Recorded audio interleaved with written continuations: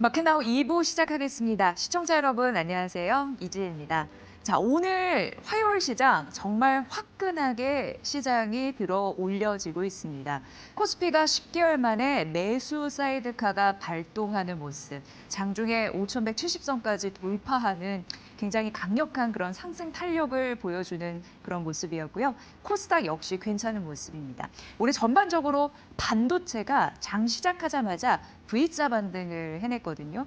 그러면서 삼성전자의 외국인의 매수세가 200만 주 정도 집중되는 흐름들이 나타나고 있습니다. 그리고 여러분 아시다시피 스페이스X와 xAI의 합병 이슈 이런 부분이 지속적으로 거론이 되면서 오늘 우주 항공 섹터도 강한 흐름들. 뭐 시장이 잘 가다 보니까 증권주도 괜찮네요. 자, 오늘 시장의 흐름들을 브리핑에서 함께 알아보도록 하겠습니다. 오늘 화끈한 화요일이다라고 말씀을 드렸는데요. 지수가 이렇게 강할 때 그리고 수익률이 괜찮을 때 방송할 맛이 나는 그런 화요일 시장이 아닐까 싶습니다. 일단 삼성전자와 SK하이닉스가 각각 5%, 6% 뛰는 흐름들이 나타주면서 반도체 하루 자고 일어났더니 V자 반등으로 시작을 했다라고 말씀드렸는데 흔들리지 않는 편안함을 선사해주고 있는 듯한 그런 모습입니다. 이 골드만삭스에서 이미 분석이 끝났습니다.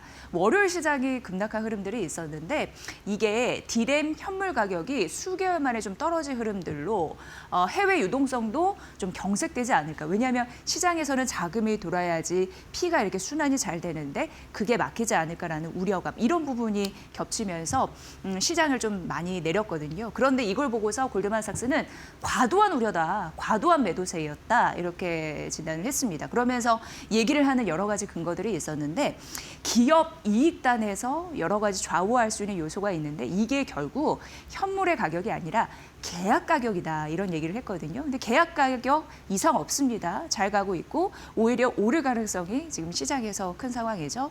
그걸 보면 골드만삭스에서는 1분기 디램 가격이 전분기 대비해서 90에서 95% 증가할 것이다 이렇게 전망을 했는데 이건 어떻게 보면 시장 컨센서스 대비해서 골드만삭스의 전망치가 웃도는 그런 흐름이다라고 보시면 될 것 같고요. 월요일 급락에 대한 설명을 드리면 기술주 전반적인 영향이 그냥 타격을 줬을 뿐이다 이렇게 언급을 했습니다. 이것은 결과적으로 실적과 무관한 이벤트일 뿐 이렇게 얘기를 했네요. 시장 조사업체 트렌드포스 있습니다. 저희 머니코드에서도 트렌드포스의 메모리 단에서의 여러 가지 데이터들 전해드리고 있는 바인데요. 올해 1분기 PC 디램 계약가 같은 경우에 현물 가격보다 더 중요한 게 계약 가격이라고 말씀드렸습니다. 이게 105에서 최대 110%까지 상향 조정하는 흐름들이 있었는데 시장 조사업체 트랜스포스의 계약 가격 상향 조정만 보더라도 골드만삭스를 좀 넘어섭니다. 그렇기 때문에 이런 데이터는 끊임없이 저희가 전달해 드릴 테니까 비춰서 전략 세워보시면 될 것 같고요. 이렇게 보니까 디램 가격은 앞으로도 추가적으로 더 오르겠네라고 시나리오를 펼칠 수 있는 거고 그래서 이제 골드만삭스는 삼성전자를 20만 5천 원 그리고 SK하이닉스를 120만 원 매수 의견을 재확인해줬다라는 부분에서도 좀 편안한 선택지 아직까지도 여전히 굳건한 자리를 차지하고 있다 이렇게 얘기할 수 있을 것 같습니다. 자 그리고 JP모건에서 메모리 가격 단에서 의미 있는 보고서를 냈는데 그 중에서 하나 픽해서 왔습니다. 뭐냐면 최근 메모리 단에서 이 낸드 가격, 이 낸드의 강한 경쟁력에 대해서 분석이 많이 되고 있습니다. 그래서 뭐 낸드 이런 부분을 좀 뽑아봤는데 일단 결과적으로 삼성전자 24만 원, SK하이닉스 125만 원 유지를 했고요. 삼성전자 같은 경우에는 AI 학습에서 추론으로 넘어가면서 저장하는 공간이 굉장히 중요한데 비싼 HBM에 하지 않고 이런 낸드를 이용한 그런 부분에 이제 저장하게 되는데 그런 부분에서 좀 의미가 있다라고 보시면 될 것 같고요. 그 제품 여기다 써놨는데 그 수요도 늘어나고 있습니다. 고성능이에요. SK하이닉스도 어쨌든 이런 부분 써놨고 키옥시아 역시 JP모건에서 분석을 해놨는데요. 샌디스크, 파트너십 이런 부분이 연장이 되면서 어쨌든 서비스 제조 관련한 그 대가를 받을 것이다. 이런 부분도 언급했으니까 비춰서 보시면 될 것 같습니다. JP모건에서는 아시아 주요 메모리 업황 이런 부분을 긍정적으로 바라보면서 그 기업들을 여전히 비중 확대해야 된다 이런 얘기를 했고요. 작년 4분기 같은 경우에는 ASP라고 해서 평균 판매 단가죠. 그런 부분이 서프라이즈를 기록했는데 올해 역시 1분기 역시 긍정적입니다. 가격 상승 모멘텀이 탄탄하게 받쳐주다 보니까 긍정적이다라고 얘기를 했고 말씀드렸다시피 기업용 ESSD라고 하죠. 기업용 SSD, ESSD라고 얘기를 하는데 그게 결국 랜드 시장에서는 성장 핵심 축이 될 것으로 예상이 됩니다. AI 관련해서 데이터 센터 많이 지으려고 하죠. 이런 흐름으로 봤을 때 고성능, 고용량 ESSD 중요하기 때문에 랜드 앞으로도 이 메모리 군단에서 예전에는 약간 뒤쳐져 있었거든요. 한 막내 정도 됐거든요. 근데 이제 형을 능가할 만큼 강한 자신감을 보였다. 그리고 보이고 있다. 앞으로도 보일 것이다. 이런 부분으로 외국계 증권사도 호평하고 있다는 거 말씀드리고 싶었습니다. 참고해 보시고요. 알테오제 오늘 장중에 4%까지 올라가다가 상승폭을 줄이는 음봉의 흐름을 하고 있는데 CLS에서 목표 주가를 많이 낮췄습니다. 그 이유를 잠시 언급해드리면 일단 목표 주가는 62만 원에서 47만 원으로 뚝 떨어뜨렸고요. 로열티를 가정해서 그 부분을 좀 하향 조정했다라고 얘기를 하고 있습니다. 미국 제약기업 머크, 여러분 아시죠? 이제 알테오젠이 플랫폼 기술을 제공하는 거고 머크사 같은 경우에는 글로벌 상업화 이런 부분을 위해서 이제 힘쓰는 협력의 관계다 이렇게 보시면 되는데 그 머크사가 공시를 냈는데 그거를 CLSA가 반영을 했다라는 거고요. 키트루다 SC의 판매 로열티 추정치를 4에서 2%로 줄였습니다. 그러면서 이게 뭐냐면 약간 리스크를 반영한 현재의 가치 이렇게 생각하시면 되는데 그걸 7조 원에서 4조 3천억 원으로 대폭 낮췄습니다. 그렇기 때문에 목표 주가도 저단에서 많이 내려갈 수밖에 없는 상황이고요. 에너투 같은 경우에도 로열티 가정 7에서 5%로 낮췄는데 현재 가치 리스크 반영한 그런 부분이 좀 줄었다라는 점. 그렇기 때문에 목표 주가 변동 사항이 있었다라는 점 말씀드리고요. 일단 4분기 영업이익은 시장 컨센서스를 42% 하회를 했습니다. 그런데 시장 컨센서스 42% 하회했는데 CLSA 추정치와는 부합을 했습니다. 그러니까 요거는 맞힌 거였죠. 일단 이 목표 주가 하향하면서도 CLS는 뭐 알테오젠에 대해서는 긍정적인 면은 또 언급은 했습니다. 뭐냐면 빅파마와 거래가 좀 진전되는 거 그런 부분을 좀 봐야 된다라고 얘기를 했고 경쟁사 할로제임의 제품 대비해서는 그래도 좀 우월한 부분이 있다라고 얘기를 했습니다. 어쨌든 플랫폼 기술 경쟁력 확장성은 긍정적이라고 했는데 그래도 목표 주가를 이만큼 낮춘 거 이거 좀 아쉬운 대목이죠. 앞으로도 투자 판단하실 때 여러 가지 재료 필요하실 텐데 일부분 참고해 보시면 될 것 같습니다. 어쨌든 뭐 여러 가지 들어보면 그럼에도 불구하고 알테오젠은 긍정적이라고 말하는 국내 증권사의 연구원들도 있어서 그 부분을 좀 비교 분석해서 지속적으로 나올 때마다 알려드릴 거고요. 금과 은이 1일 낙폭 최대를 기록한 이후에 좀 괜찮아질 수 있을까 많이들 궁금하실 텐데 JP모건에서 금과 은을 또 분석을 했네요. 오늘은 외국계 증권사에서 여러 가지 분석을 한 걸 종합해서 알려드린다 이렇게 생각하시면 될 것 같습니다. 그러면서 JP모건은 금을 긍정적으로 바라봤습니다. 연말에 목표가가 온스당 6,300달러를 유지할 것이다. 이렇게 얘기를 했는데 낙관적인 거죠. 긍정적으로 바라봤다라는 겁니다. 왜냐하면 워낙 금은 중앙은행에서 각국의 중앙은행에서 없어서 못 사는 그런 매물입니다. 그렇기 때문에 강한 매수가 잡히고 실물 자산에 대해서 사람들이 그리고 수요처가 선호하거든요. 그런 부분으로 탄탄한 수요처가 일정 부분 받쳐주기 때문에 이거는 잠시 좀 흔들릴 뿐 다시금 갈 수 있다는 거에 베팅하는 듯한 그런 느낌이 있었고요. 일단 올해 연말 목표가가 온스당 6,300달러라고 말씀드렸는데 JP모건입니다. 2030년까지는 8,000달러 정도 예상을 했습니다. 실물 자산에 대한 수요가 급격히 붙을 가능성이 있다라는 거죠. 더 올라갈 수 있겠구나. 그 사이사이는 변동성이 있을 수는 있습니다. 이런 부분 보시고요.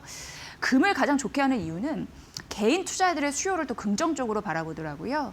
개인 투자자 같은 경우에는 인플레를 해지하는 수단으로도 생각을 하고 경제가 워낙 좀 불확실하니까 금은 대표적인 안전자산입니다. 이걸 갖고 있으려고 하는 수요 붙고 있다라는 부분입니다.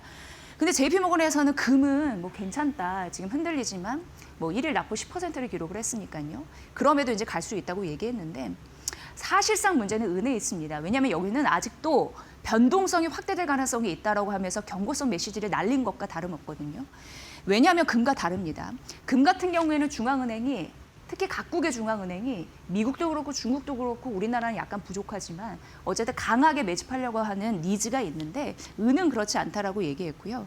이 얘기즉슨 구조적인 매수 주체가 부재하다라는 언급을 했습니다.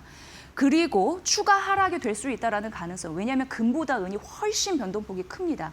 그렇기 때문에 거래량도 준 흐름들이 있다라고 JP모건이 얘기를 한 거고요.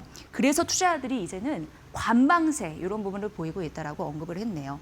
그러나 현재까지의 상승분을 모두 반납할 정도는 아닐 것이다. 이렇게 얘기를 했습니다. JP모건 이거는 JP모건의 그 시장에서 뭐 전문가들 그리고 뭐 투자자들이 의견을 하나 얘기하더라고요. 그래서 이거는 어떻게 보면은 한번 들어보십사 하고 전해드리는데 이 은이 121까지 갔다가 74까지 떨어졌다가 한 78까지 올랐을 때 JP모건이 매도 포지션을 청산했습니다. 은 가격이 엄청 올랐을 때 그때 공매도, 그러니까 하락에 베팅하는 흐름들이 있었거든요. 그리고 쭉 떨어졌을 때 78에서 매도 포지션을 청산했거든요. 그러니까 시장 일각에서는 혹시 JP모건이 은 가격 급락을 부추긴 세력이 아니냐 이렇게 의심도 하고 있습니다. 뭐 팩트는 모릅니다. 하지만 거래량 그리고 매도 포지션 이런 부분을 봤을 때 그런 얘기가 오고 간다라는 정도까지 알고 이해하시면 될 것 같습니다. 어쨌든 금보다는 은이 조금 더 리스키하다. 이런 답변까지 시장에서 분석하는 이슈까지 전해드리겠습니다. 현재 시간 한 10시 11분 지나고 있는데요. 시장 상황 듣고 와서 머니코드 이어가겠습니다. 김윤주 캐스터 전해주세요. 네, 오늘 우리 시장은 어제와 확연히 다른 모습을 가져가고 있습니다. 미국 시장이 반등에 성공하면서 국내 증시도 오늘 갭을 띄우면서 시작을 했고요. 코스피는 5,000선 그리고 5,100선까지 단숨에 뛰어넘으며 출발했습니다. 현재 시간 기준으로도 코스피, 코스닥 일제히 오름세를 유지하고 있는데요. 조금 더 자세한 업종별 상황 트레이딩뷰를 통해서 만나보도록 하겠습니다. 오늘 반도체 투톱의 상승이 정말 눈에 띕니다. 삼성전자와 SK하이닉스 어제 6%에서 8%가량 각각 빠졌는데 오늘 이를 모두 회복해주고 있고요. 삼성전자는 6.32%가량 급등, SK하이닉스도 7.59%가량 오르면서 오늘 반도체 투톱 그리고 현대차 등 이 시가총액 상위 종목들의 상승이 두드러진다라는 점 확인되고 있습니다. 특히 간밤 미국 시장에서 필라델피아 반도체 지수가 1.7%가량 오르고 또 AMD라든지 인텔이라든지 마이크론 같은 종목들의 급등세가 눈에 띄었습니다. 팔란티어도 호실적을 발표했는데요. 이러한 힘에 힘입어서 오늘 반도체 관련된 종목들이 일제히 좋습니다. 한미 반도체도 4%가량 오름세고요. 삼성 전기도 7.6%가량 급등, 이수페타시스도 4% 넘게 오르면서 기판 관련된 종목들도 일제히 오름폭을 키워나가고 있습니다. 그리고 오늘 시장 안에서 가장 큰 주목을 받고 있는 종목은요. 한화 시스템입니다. 한화 시스템과 한화 에어로스페이스 또 한화까지 한화 그룹주가 일제히 급등하고 있는데요. 한화 시스템 보시는 것처럼 17%가량 급등하고 있습니다. 장 시작 직후부터 계속해서 오름폭을 키우더니 오늘 일중 최고점 부근을 지나가고 있는 상황인데요. 한화 같은 경우에는 어제 캐나다 국방장관이 한화 거제 사업장을 방문했다라는 소식이 들려왔습니다. CPSP 사업의 최고 책임자 겸이 왔기 때문에 이에 대한 기대감이 좀 높아지고 있는 상황이고요. 어제 이를 둘러봤다라는 소식에 한화 에어로스페이스, 한화 시스템 그리고 한화 같은 한화 그룹주가 일제히 오르고 있고 한화 오션도 물론 4.34%가량 오르면서 오늘 전반적으로 강세 탄력 붙고 있는 상황입니다. 이 60조 CPSP 사업 이제 이번 연도 안에 상반기 중으로 발표가 될 예정인데요. 한화 오션과 HD 현대중공업이 원팀으로 수주에 참여하고 있다라는 점까지 말씀드리고요. 한화 오션 거제 사업장에 이어 HD 현대중공업 사업장까지 방문할 예정이니까요. 주가 흐름도 잘 체크해 보시면 좋을 것 같습니다. HD 현대중공업은 오늘 4% 넘게 오르면서 하나오션의 상승과 함께 발맞춰 움직여주고 있습니다. 그리고 오늘 2차 전지 관련된 종목들 안에서 삼성 SDI가 5% 넘게 오릅니다. 어제 실적을 발표했는데 영업 손실로 전환됐다라는 실적이 눈에 띄었지만요. 증권가에서는 올해는 영업 손실이 이제 영업 흑자로 좀 바뀔 것이다라는 긍정적인 전망을 내놓고 있습니다.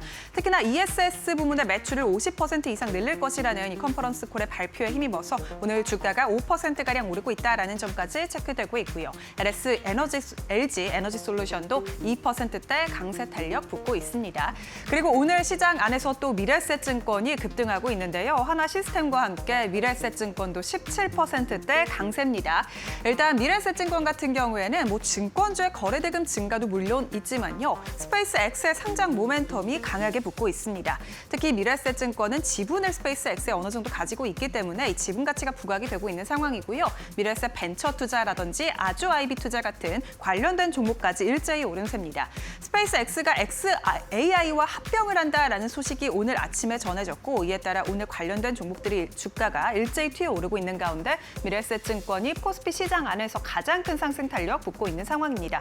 그리고 지금 코스피가 어제 개인이 5조 원가량 순매수했고요. 외국인과 기관은 4조 5천억 가량을 팔았습니다.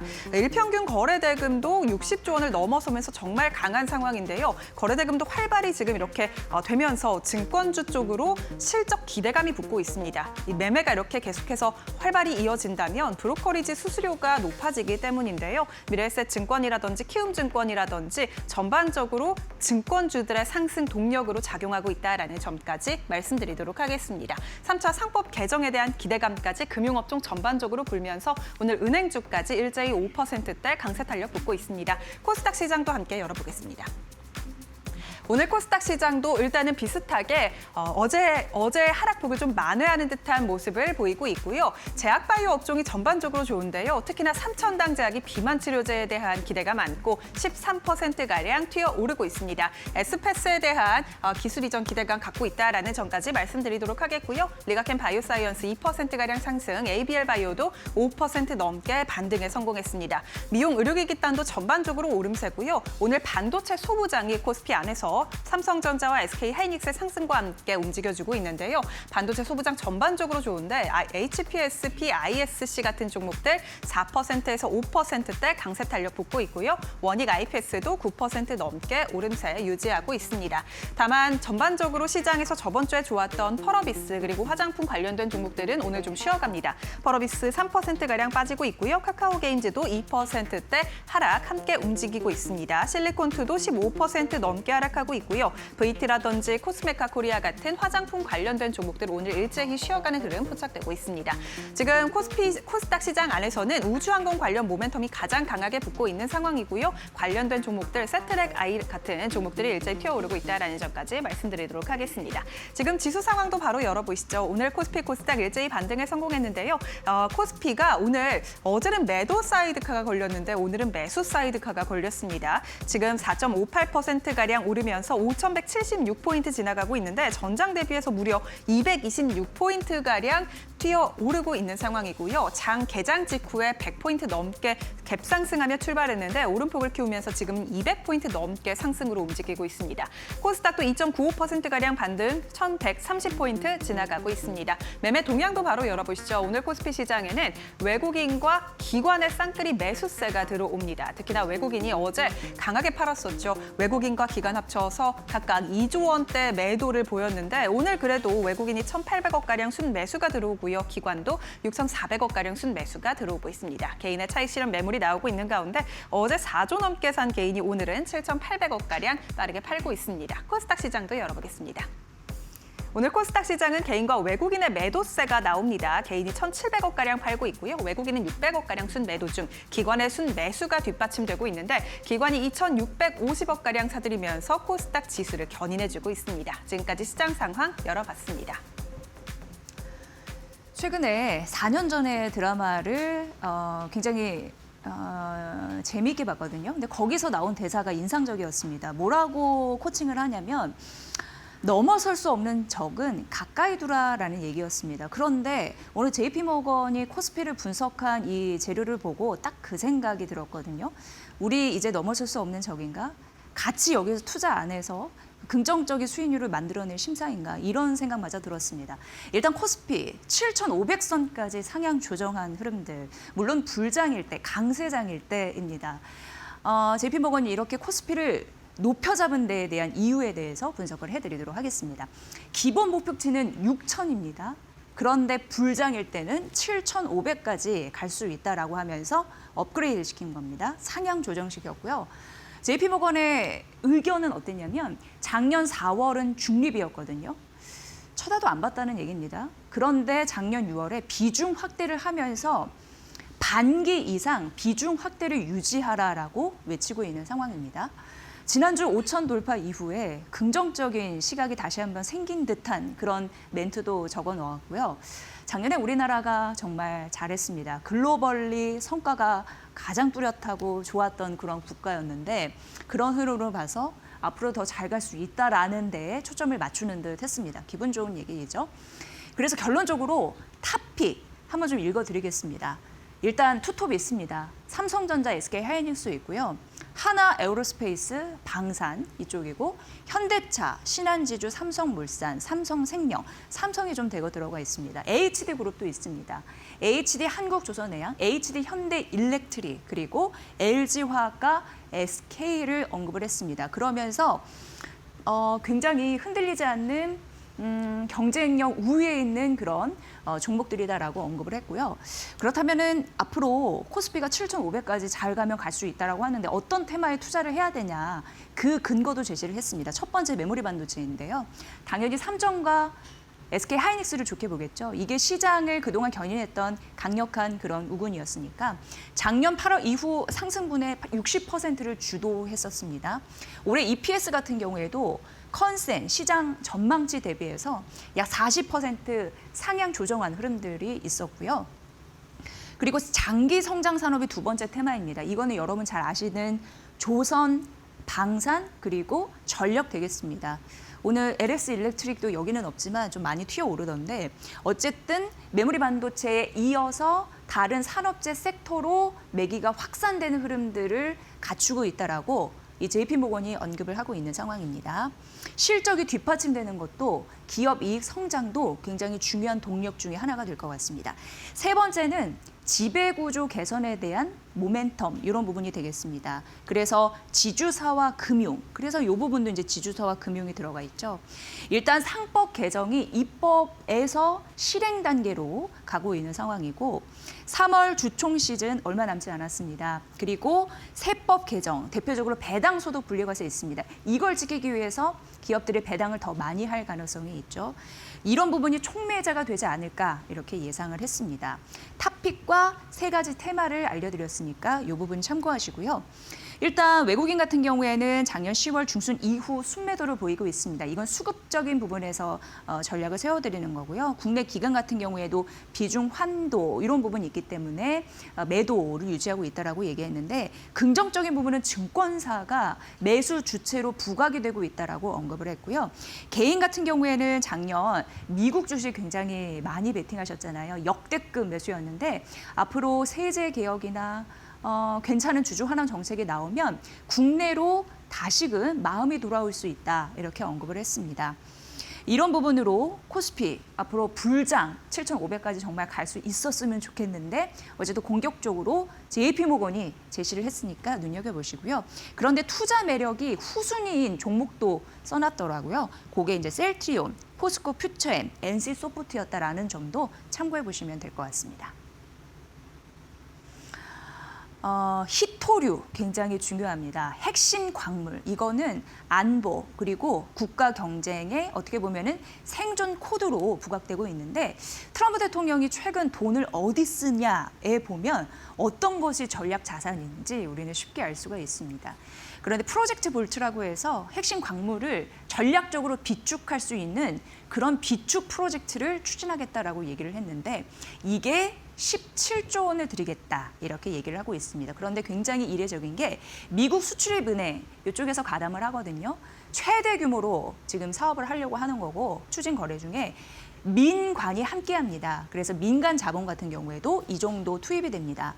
1970년대로 거슬러 올라가 보면 그 에너지 위기가 있었는데 전략 비축류 정부가 개입해서 이렇게 하는 흐름들 이후에 정말 희토류 같이 광물 자원을 핵심 자원이라고 생각하면서 하는 흐름들 굉장히 중요한 시그널이라서 알려드리고요.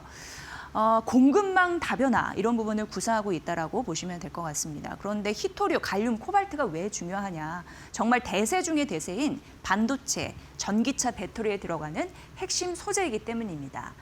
이렇게 들으면 트럼프 대통령이 왜 이걸 강하게 추진하려고 하는지 아실 것 같습니다. 그러니까 공급망을 다변화시키고 미국 내에서 만들려고 하는 의지가 그만큼 강한 것 같습니다. 여기에 협력사들이 있습니다. GM과 스텔란티스, 구글 같은 기업인데 아마 중국 쪽에서 여기 먼저 읽어드리면 중국이 자원 무기화 이런 부분을 하잖아요. 그래서 히토류 이런 부분을 갈륨, 게르마늄 수출 허가제를 도입을 하면서 미국 쪽을 압박하는 흐름들이 있었습니다. 그런데 이 꼴은 못 보겠고 이러다 보니까 미국 쪽에서 어쨌든 공급망을 좀 다변화시키고 미국 내에서 만들자라는 의지 좀 커지고 있는 상황이고요. 여기에 따라서 이게 공급망에 차질이 생기면 가격이 또 급등하면서 충격이 옵니다. 그렇기 때문에 기업에게는 좋지 않겠죠. 그래서 협력 파트너사에게 앞으로 문제가 생길 때 이런 부분을 히토류, 갈륨, 코발트 이런 부분을 먼저 주기로 이렇게 하는 것 같습니다. 대표적으로 GM, 스텔란티스, 구글이 있다라고 얘기를 했는데요. 히토류 이런 부분이 굉장히 더 중요해지고 있다라는 점 말씀드리고 다음 페이지에서 보면은 아마 느끼실 텐데 어제 시장이 흔들렸을 때 JS링크는 16%인가 급등하면서 마감이 됐거든요.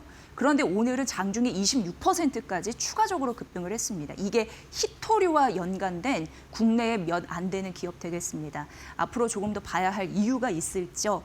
내일 제가 이제 국내 증권사에서 리포트를 찾아보니까 거의 커버를 안 하더라고요. 그런데 CLSA에서 어쨌든 실적 컨퍼런스 콜에 대한 이야기를 담았습니다만 이 부분을 커버를 했다 이런 느낌이 좀 들어서 소개를 해드리고요. JS링크 같은 경우에는 한국의 연구자석 관련 신흥 기업이라고 보시면 되고 느낌은 좀 잘 탔습니다. 서방 중심의 히토류 밸류체인에 선제적으로 편승한다 이런 전략. 이게 좀 맞아떨어지니까 최근 주가도 급등하고 있는 흐름들 나타나고 있는 거고요.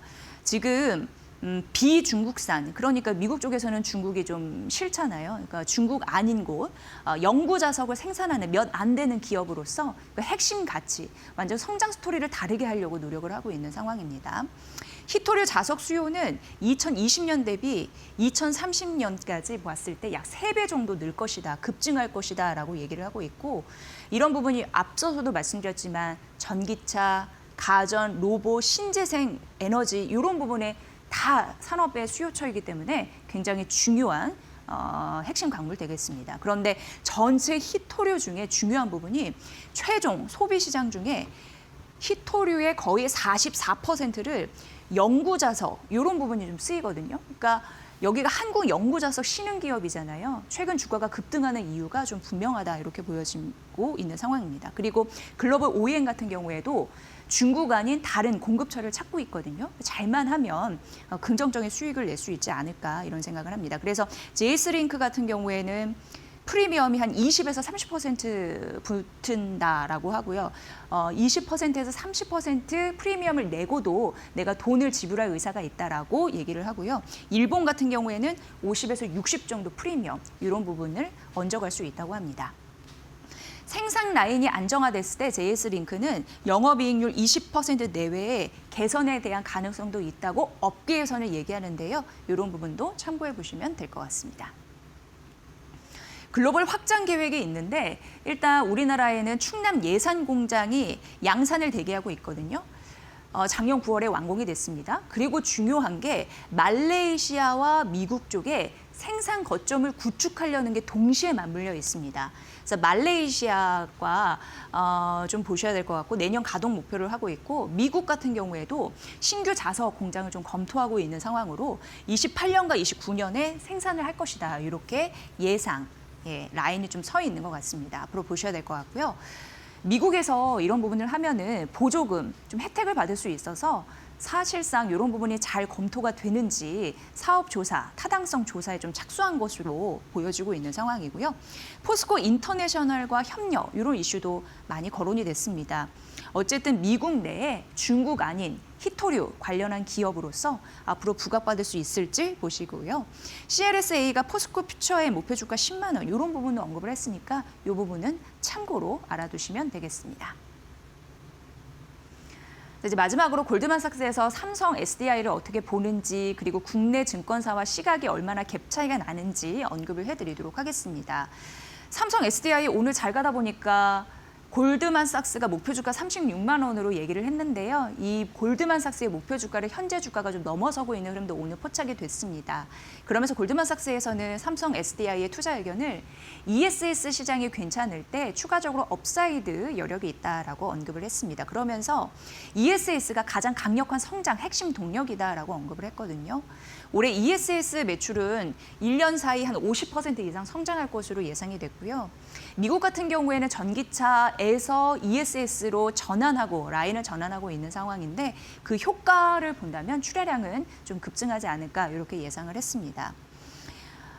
전기차 배터리 같은 경우에는 올해 하반기 정도 회복을 할 것으로 보이고요.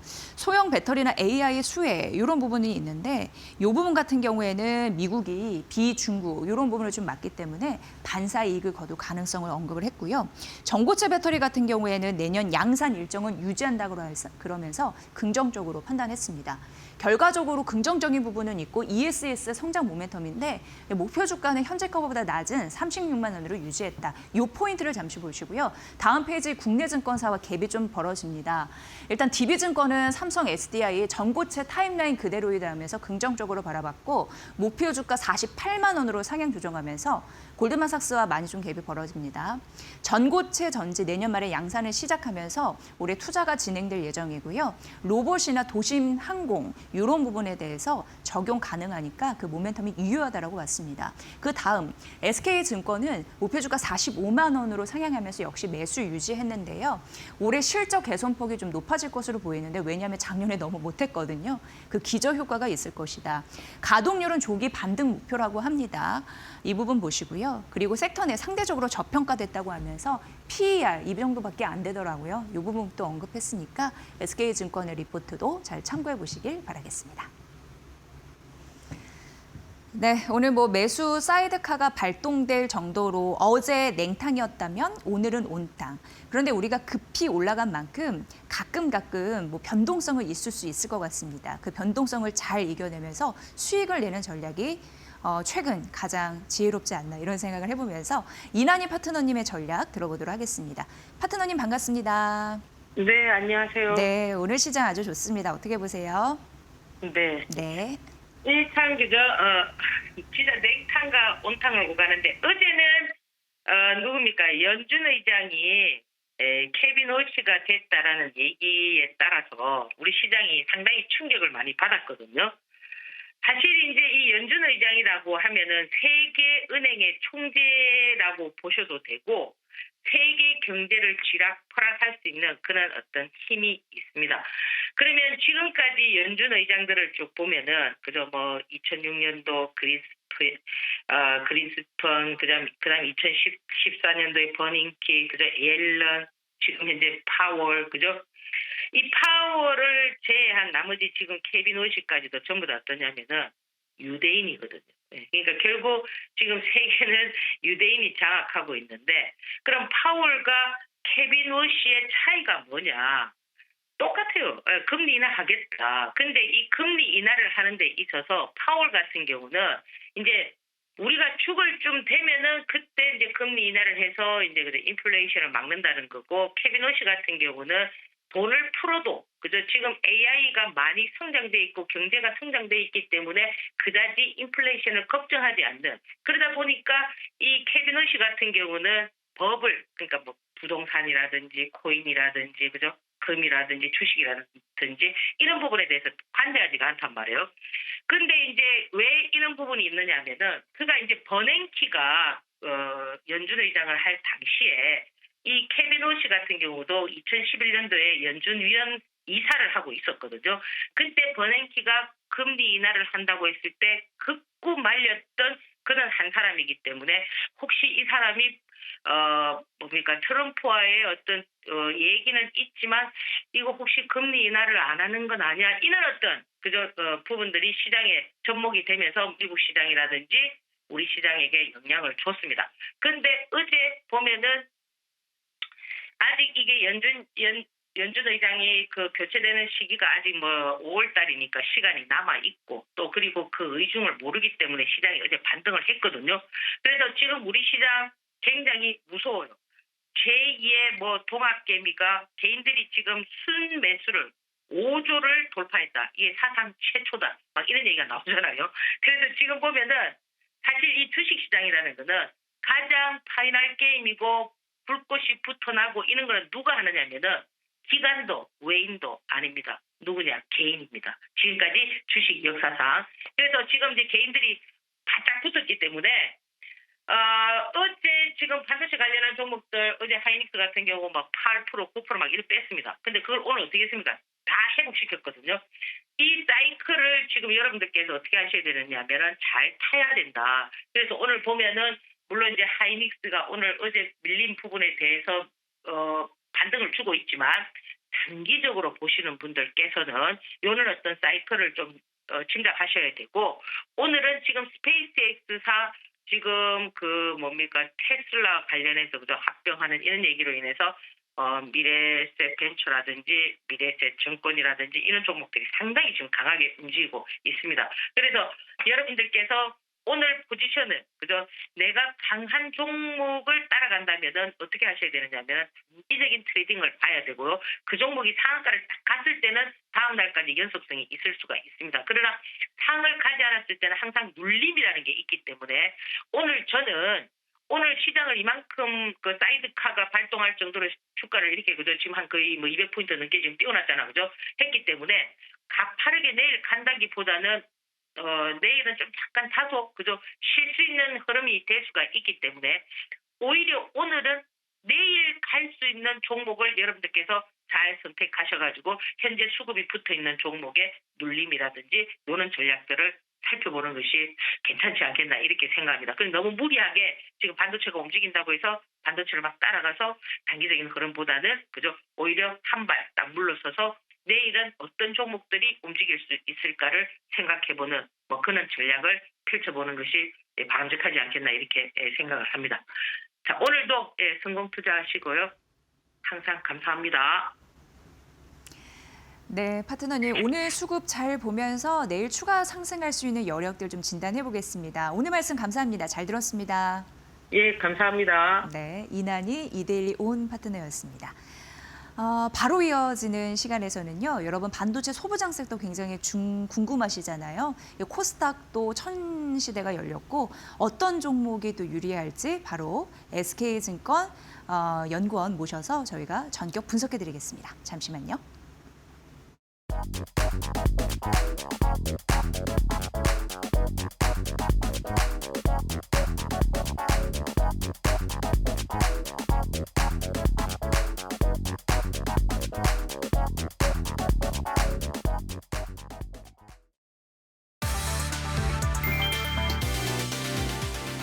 개인정보 유출 논란으로 외면받던 쿠팡 주식에 서학개미가 다시 몰렸다. 미국 행정부가 쿠팡을 미국 기업으로 규정하며 보호에 나선다는 신호가 이어지자 투자 심리가 급반전됐다. 3일 한국예탁결제원에 따르면 1월 4주차 국내 투자자들의 쿠팡 순매수액은 3,869만 달러로 전주 대비 3배 이상 늘며 해외 주식 순매수 11위까지 치솟았다. 1일 순매수액도 26일 536만 달러에서 30일 1,000만 달러를 넘겼다. 매수세가 집중된 시점은 미국 정치권 발언과 맞물린다. 도널드 트럼프 대통령의 관세 압박 발언 이후 미 하원 공화당이 쿠팡을 미국 기업으로 언급했고 미국 부통령 JD 벤스가 쿠팡 제재 자제를 요구했다는 월스트리트 저널 보도도 나왔다. 여기에 쿠팡 사의사인 케빈 워시가 연방준비제도 의장 후보로 거론되며 매수 심리에 불을 붙였다. 다만 정치적 보호 신호가 실질적인 리스크 해소로 이어질지는 미지수다. 2일 미국 뉴욕 증시는 제조업 지표가 2022년 이후 최대폭으로 개선됐다는 소식에 상승 마감했다. 경기와 기업 실적에 대한 낙관론이 다시 고개를 들었다. 이날 S&P 500 지수는 0.54% 오른 6,976.44, 나스닥 지수는 0.56% 상승한 23,592.1을 기록했다. 다우 지수는 1.05% 뛴 49,407.66에 거래를 마쳤다. 미국 공급관리협회가 발표한 1월 제조업 PMI는 52.6으로 전월 대비 급등하며 1년 만에 기준선 50을 상회했다. 시장 예상도 웃돌았다. 제조업 회복 신호에 연방준비제도가 당분간 금리를 동결할 것이란 관측이 힘을 얻었다. 금리 선물 시장에서는 첫 인하 시점을 7월로 보는 전망이 우세했다. 미국채 금리와 달러는 동반 상승했고 비트코인은 3% 오르며 78,000달러를 기록했다. 원화 기준으로는 약 1억 1,300만 원 선을 회복했다.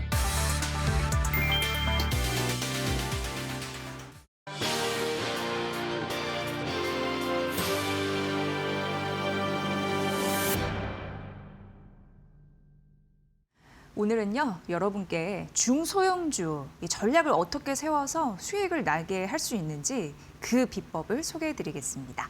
오늘 SK증권의 허선재 연구위원님 모셨습니다. 위원님 반갑습니다. 안녕하십니까. 네, 오늘 잘 부탁드릴게요. 네, 잘 부탁드립니다. 네, 최근에 뭐랄까 중소형주 시장 반짝 올라오는 느낌이 있었습니다. 다들 코스닥 3천 가나 그리고 코스피에서도 중소형주 좀 봐야 되는데 이런 생각을 많이 가지시는데 어떻게 보셨습니까? 네, 우선 이제 예년과 다르게 사실 연초 대비 수익률을 좀 살펴보면 코스피 시장은 어제 종가 기준으로 약 17% 정도 상승을 했고 오히려 코스닥 같은 경우는 18% 정도 상승하면서 올해 같은 경우는 이제 코스닥이 코스피 시장을 아웃퍼폼하고 있습니다. 네, 말씀 주신 것처럼 이제 현재 이제 이재명 정부에서 코스닥 3천을 공식적으로 좀 목표화하면서 폭발적인 좀 상승 흐름이 나타나고 있는 상황이고요. 특히 이제 연초에 코스피가 5천을 먼저 도달한 이후에 코스닥으로의 이 수급 확산이 조금 눈에 띄게 나타나고 있다라고 보시면 좋을 것 같습니다. 네. 그래서 지금 뭐 다양한 업종들이 산발적으로 상승을 하고 있는데 대표적으로 이제 연초 대비 수익률 기준으로는 우주항공, 로봇, 자동차, 방산, 반도체, 2차 전지 순으로 수익률이 좋았다라고 봐주시면 좋을 것 같습니다. 네, 오늘도 우주항공이 엄청 막 튀잖아요. 그런 의미에서 코스닥 정말 역할을 좀 하고 있구나. 우주항공 이런 생각도 들고 로봇, 자동차, 반도체, 2차 전지 다 궁금해하시고 관심 많으신 그런 섹터인데 코스닥 중소형주 중심으로 열일을 하고 있습니다. 자, 그러면은 그런 생각이 들거든요. 개인 투자자들이 일단 코스닥 1000시대 열면서 3000에 대한 목표를 정부에서 세우다 보니까 신뢰감으로 또 이렇게 투자하시는 분들도 계신 것 같아요. 그 신뢰가 무너지지 않게 하기 위해서 어떻게 투자 전략을 세우면 리스크를 좀 해지하면서도 잘 갈 수 있을지 궁금합니다. 네, 일단 지금 시장 전반적으로 봤을 때 대부분의 종목이 좀 상승하는 것처럼 보일 수도 있는데 저 개인적으로 생각하기로는 일단 중소형주 같은 경우는 투자 전략은 크게 두 가지 정도로 정리해 볼 수 있을 것 같습니다. 첫 번째는 이제 주도 업종에 속해 있거나 혹은 단기적으로 이제 개별적인 실적이나 확실한 주가 모멘텀을 확실한 중소형주에 집중을 해야 된다라고 생각을 하고 있고요. 이제 해당 조건에 부합하지 않는 중소형주는 아무리 시장이 좋아도 상대적으로 좀 소외되는 경향이 있습니다. 그렇기 때문에 이제 최근에 뭐 되게 핫했던 뭐 우주항공, 로봇, 2차 전지, 반도체 소부장 등에 이제 속한 중소형주는 개별적으로 가져가시되 이제 개별적인 실적과 주가 모멘텀이 있는 개별주에도 주목을 해보면 좋을 것 같습니다. 네, 사실 시청자분들은 업종 이런 부분 진단해 주시는 것도 좋아하시지만 딱 기업 설명해 주시는 거 되게 바라시더라고요. 그런 의미에서 오늘 허선재 연구위원님께서 반도체 소부장 관련해서 기업을 좀 소개해 주신다고 해서 굉장히 들뜬 마음으로 왔습니다. 어떤 기업? 첫 번째 기업 이름이 뭔가요? 네, 첫 번째 기업은 이제 네. 반도체 소부장 사업을 하고 있는 FNS테크라는 기업이고요. 네, 소개 좀 부탁드릴게요. FNS테크 같은 경우는 2002년 설립해서 2017년 코스닥 시장에 상장한 반도체 소부장 업체입니다. 이 회사 같은 경우는 지금 디스플레이 장비와 반도체 소재 부품 사업을 영위하고 있고요. 작년 실적을 기준으로 봤을 때 매출 비중은 거의 반반 정도이다라고 보시면 될 것 같습니다. 다만 이제 반도체 소재 부품 쪽이 수익성이 워낙 좋은 사업이기 때문에 전체 이익의 대부분을 차지하는 핵심 사업이다라고 봐주시면 좋을 것 같습니다. 그래서 이제 FNS테크 같은 경우에 이제 소재 부품 같은 경우는 주력 제품을 좀 설명을 드리면 이제 세정 공정에 사용되는 이 UV 램프인데요. 이제 UV 램프 같은 경우는 초순수를 좀 이제 유기물을 분해해주는 그런 제품이다라고 보시면 되고, 두 번째는 이제 할로겐 램프. 이거는 RTP나 EPI 공정에서 초고온 열 처리를 사용할 때 쓰는 제품입니다. 그리고 이제 CMP 패드 같은 경우는 잘 아시다시피 이제 웨이퍼나 기판 표면을 연마할 때 쓰는 패드류다라고 보시면 되고요. 마지막으로 이제 세정 서비스까지 진행을 하고 있다라고 봐주시면 될 것 같습니다. 이제 동사가 진행하고 있는 이러한 소재 부품 사업은 평균적으로 사업부 마진이 한 30% 정도 되는 고수익 사업이다라고 보시면 좋을 것 같습니다. FNS테크 반도체 소부장 섹터의 기업 말씀해 주시고 계신데 제가 차트를 이렇게 열어봐서 봤더니 1월 20일 이후 굉장히 좋은 흐름을 잘 타고 있네요. 예, 달리는 말에 잘 올라타려면 투자 포인트를 알아야 될 것 같습니다. 대표적으로 어떤 게 눈에 띄었어요? 예. 네, 투자 포인트 같은 경우는 크게 두 가지 정도 봐주시면 좋을 것 같습니다. 첫 번째는 이제 수익성이 매우 좋은 소재 부품의 본격적인 이제 매출 비중 상승이 좀 나타날 것이다라고 봐주시면 되고요. 그리고 두 번째는 동사가 지난 한 3, 4년간 진행했던 유리기판 신사업이 올해부터 좀 가시화될 수 있다라고 보시면 될 것 같습니다. 그래서 유리기판 신사업 같은 경우는 이제 실적으로 연결되기까지는 조금 시간이 남았기 때문에 좀 플러스 알파 요인으로 봐주시면 될 것 같고, 지금 당장은 이 소재 부품 쪽의 성장에 더 주목을 해주시면 좋을 것 같습니다. 그래서 소재 부품 쪽에서는 크게 투자 포인트가 두 가지 정도로 세분화되는데요. 첫 번째 같은 경우는 이제 작년 3분기 때 동사가 대만의 아사히 램프라고 하는 이제 할로겐 램프 제조 업체를 인수했고요. 그래서 이제 이러한 인수 효과가 올해부터 본격적으로 반영이 된다라는 점이 있고, 그리고 이제 두 번째로는 HBM이나 첨단 공정 생산 확대에 따른 동사의 CMP 패드 소모량이 좀 증가할 것으로 전망을 하고 있습니다. 그렇기 때문에 이제 결과론적으로 봤을 때 동사의 이 CMP 패드 플러스 이러한 다양한 소재 부품의 매출 같은 경우는 25년 360억대에서 26년 약 550억대로 좀 고성장할 걸로 전망을 하고 있습니다. 네, 특히 이제 아사히 램프 같은 경우는 작년 3분기 이제 사업 보고서를 살펴보면 네. 분기 영업이익률이 약 50% 정도가 나왔습니다. 그래서 매우 훌륭한 수익성을 기록했기 때문에 이제 이런 것들이 올해 4분기 그리고 이제 26년 1, 2, 3, 4분기까지 계속해서 이어진다라고 하면은 유의미한 멀티플 리레이팅 충분히 기대해 볼 수 있을 것 같습니다. 영업이익률이 50%나 났어요. 네, 이게 예. 일단 지금 아사히 램프가 네네, 하고 네. 있는 이 할로겐 램프라는 제품이 이 어플라이드 머티리얼스라는 글로벌 기업이 독점하고 네네. 있는 제품이기 때문에 예. 워낙 판가 자체가 굉장히 높게 형성이 되어 있습니다. 예. 네, 그래서 일단 수익성 자체가 매우 좋은 걸로 파악이 되고 있고요. 네. 그리고 이제 유리기판 쪽 신사업에 대해서 좀 말씀을 드리면 크게 동사는 이제 소재 부품 그리고 장비 사업까지 영위를 하고 있다라고 보시면 될 것 같습니다. 일단 유리기판 같은 경우는 기존 반도체 이 유기기판 대비 CMP 패드 소모량이 5배에서 최대 약 20배까지 늘어날 걸로 전망이 되고 있고요. 그리고 이제 유리기판 패드 같은 경우는 기존 패드 대비 면적이 뭐 2~3배 이상 크기 때문에 평균 판매 단가까지 최소 2배에서 3배 정도 더 비싼 걸로 추정을 하고 있습니다. 동사 같은 경우는 이제 유리기판용 대면적 CMP 패드를 작년에 처음으로 이제 개발에 성공을 했고요. 올해는 이제 주요 고객사들과 정식 샘플 테스트 좀 진행하고 있다라고 봐주시면 될 것 같습니다. 네.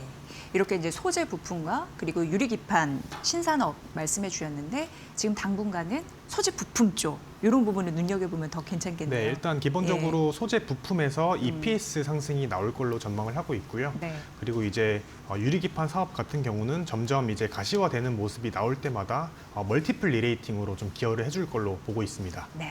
그럼 연구위원님 올해 실적 괜찮아질 것으로 예상이 네. 됩니다. 워낙 효자 품목이 있다 보니까 예상 실적단 어떻게 전망하셨어요? FNS테크 같은 경우는 이제 25년 연간 영업이익은 또 24년 대비 약 40% 정도 성장한 120억 수준으로 전망을 하고 있고요. 이제 26년 올해부터 본격적인 실적 기여가 나올 걸로 전망하고 있습니다. 올해는 이제 말씀드린 아사히 램프 인수 효과 그리고 이제 HBM 첨단 공정 확대에 따른 CMP 매출 증가 다양한 것들이 좀 반영이 되면서 26년에는 매출액은 전년 대비 약 18% 정도 성장한 900억 수준으로 전망을 하고 있고요. 영업이익 같은 경우는 약 55% 정도 성장한 200억 원 내외로 전망을 하고 있습니다. 이제 본격적인 좀 영업이익률 개선이 올해부터 나타나는 구간이다라고 주목을 해주시면 좋을 것 같습니다. 네, 이렇게 FNS 테크 말씀해 주셨습니다. 21일 이후에 딱 어제만 살짝 숨 쉬고 좀 호흡을 고르고 연일 상승세를 보이고 있는데 지금도 시가 대비 상승폭 높이면서 양봉의 흐름을 하고 있습니다. 반도체 소부장 섹터 이런 부분에 기업 소개해 주셨으니까 참고를 해보시고요. 두 번째 기업 가볼게요. 어떤 기업인가요? 네, 두 번째 예. 기업은 이제 아모센스라고 하는 아모센스? 기업입니다. 예, 예. 사실 이 회사 같은 경우는 이제 올해 초에 자료를 낸 이후에 주가 상승이 좀 폭발적으로 나타나고 있는데 네. 그럼에도 불구하고 리포트 쓰신 이유예요? 네, 맞습니다. 그럼에도 불구하고 지금 향후 업사이드가 충분히 나올 수 있는 환경이기 때문에 지금 미리 공부를 해두면 좋겠다라고 보고 있습니다. 이게 정말 아모센스 오늘 12% 또 급등하는 네. 흐름도 오늘 나타나네요. 어떤 기업인지 또 주요 포인트는 뭔지 설명을 좀 들어볼게요. 예. 아모센스 같은 경우는 이제 2008년에 설립되어서 21년 코스닥 시장에 상장한 스마트 디바이스와 전장에 들어가는 소재 부품 기업입니다. 이제 작년 3분기 기준으로 매출 비중을 좀 살펴봤을 때 저 디지털 키나 무선 충전 모듈이 약 58% 정도 차지를 했고요. 그리고 이제 디바이스 플랫폼이라고 하는 이제 사업 부문이 한 25% 정도 차지를 했고 나머지는 이제 차폐 시트를 포함하는 소재 부분이 한 11% 정도 기록을 했습니다. 그래서 이 회사는 지금 삼성전자에 들어가는 갤럭시 태그 같은 것들을 지금 생산을 하고 있고 네. 또 현대자동차, 기아자동차, 자동차 전장 사업에 들어가는 이제 각종 무선 충전이나 디지털 키 모듈을 만드는 회사이다라고 봐주시면 될 것 같습니다. 네. 그러면 이 기업을 우리가 봐야 하는 투자 포인트 뭔가요? 약간 미국 블룸에너지 고기 밸류체인. 네. 예. 일단 기본적으로 지금 과거까지는 여태껏 이제 전장 관련 이제 밸류를 받고 있다가 이제 지금 아모센스라는 회사에 주목하면 좋을 만한 이유는 올해부터 이제 동사가 지난 4년 동안 준비했던 이 신사업이 좀 가시화될 걸로 전망이 되기 때문입니다. 네. 그래서 어떤 걸 준비했냐라고 보면 블룸 에너지향 SOFC용 세라믹 기판 공급이 올해 1분기부터 시작이 될 걸로 전망이 되고 있는 상황입니다. 그래서 이 배경에 대해서 좀 말씀을 드리면 지난 2023년 12월 달에 아모센스는 SK 에코플랜트 그리고 미국의 블룸 에너지, T&E 코리아와 이 수소 연료 전지 부품 국산화에 대한 이 MOU 계약을 이미 체결을 해 두었습니다. 그래서 동사가 담당하는 거는 이제 SOFC 핵심 부품 중 하나인 세라믹 전해질 기판의 국산 파트너로 좀 선정이 됐고요. 이 제품에 대해서 좀 말씀을 드리면 이제 이 세라믹 전해질 기판 같은 경우는 고온 환경에서 이 연료 전지가 좀 효율적으로 잘 작동하도록 지지해주는 이 핵심 부품이다라고 보시면 되고요. 이제 높은 내열성과 내구성이 좀 요구된다라고 보시면 될 것 같습니다. 그래서 23년 4분기에 MOU를 체결한 이후에 2024년 그리고 2025년 동안 제품 개발 그리고 샘플 테스트 같은 것들이 마무리가 됐고요. 드디어 이제 올해 1분기부터 첫 제품 출하가 시작이 될 것이다라고 봐주시면 될 것 같습니다. 네. 그러면 이제 실적 이런 부분도 궁금해지는데. 네, 예, 어떻게 일단 보세요? 올해 네. 실적 같은 경우는 매출액은 전년 대비 약 18% 정도 성장한 1,400억 수준으로 전망을 하고 있고요. 영업이익 같은 경우는 약 60% 정도 성장한 80억 수준으로 전망을 하고 있습니다. 올해 이제 신규로 붙는 블룸 에너지향 SOFC 세라믹 기판 매출 같은 경우는 약 100억 원 내외로 전망을 하고 있고요. 내년에는 한 3,400억 대까지 좀 가파르게 성장을 할 걸로 전망을 하고 있습니다. 특히 지금 상황에서 좀 주목할 만한 점은 블룸 에너지가 워낙 지금 수주 같은 것들이 많이 들어오고 있고 네. 네, 그리고 이제 블룸 에너지 같은 경우는 납기 약 90일 정도의 빠른 납기를 주요 마케팅 포인트로 삼고 있기 때문에 주요 벤더사들의 이 증설 요청을 좀 적극적으로 하고 있는 걸로 파악이 되고 있습니다. 예. 네, 그래서 동사의 이 아모센스의 SOFC용 세라믹 전해질 기판 같은 경우는 현재 생산 캐파가 약 100억 정도 되는데 이거를 이제 올해 3분기까지 약 500억 대까지 늘릴 예정이고요. 이제 내년에는 이거를 한 2배, 3배 정도 더 가파르게 증설할 계획을 갖고 있는 걸로 파악을 하고 있습니다. 네, 여기가 이제 미국의 블룸에너지 밸류 체인에 속한 기업이고요. 오늘 52주 신고가 기록을 했습니다. 워낙 허선재 연구원님 같은 경우에는 중소형주, 여러분 이제 잘 보셔야 될 그 타이밍인데 그런 부분으로 커버를 많이 해주시니까 저희가 앞으로 자주 좀 모시겠습니다. 괜찮은 기업들 잘 네, 발굴해서 감사합니다. 해주시면 좋을 것 같습니다. 어쨌든 이 기업은 4년간 신사업 이런 부분에서 성과가 조금 더 이제 가시적으로 나는 흐름, 올해 굉장히 중요할 것 같고 실적단에서도 분석해드렸으니까 잘 참고해 보시고요. 오늘 FNS테크, 아모센 이렇게 두 기업 여러분께 분석해드렸으니까 참고해 보세요. 허선재 SK증권 연구위원과 함께 분석해드렸습니다. 고맙습니다, 위원님. 네, 감사합니다.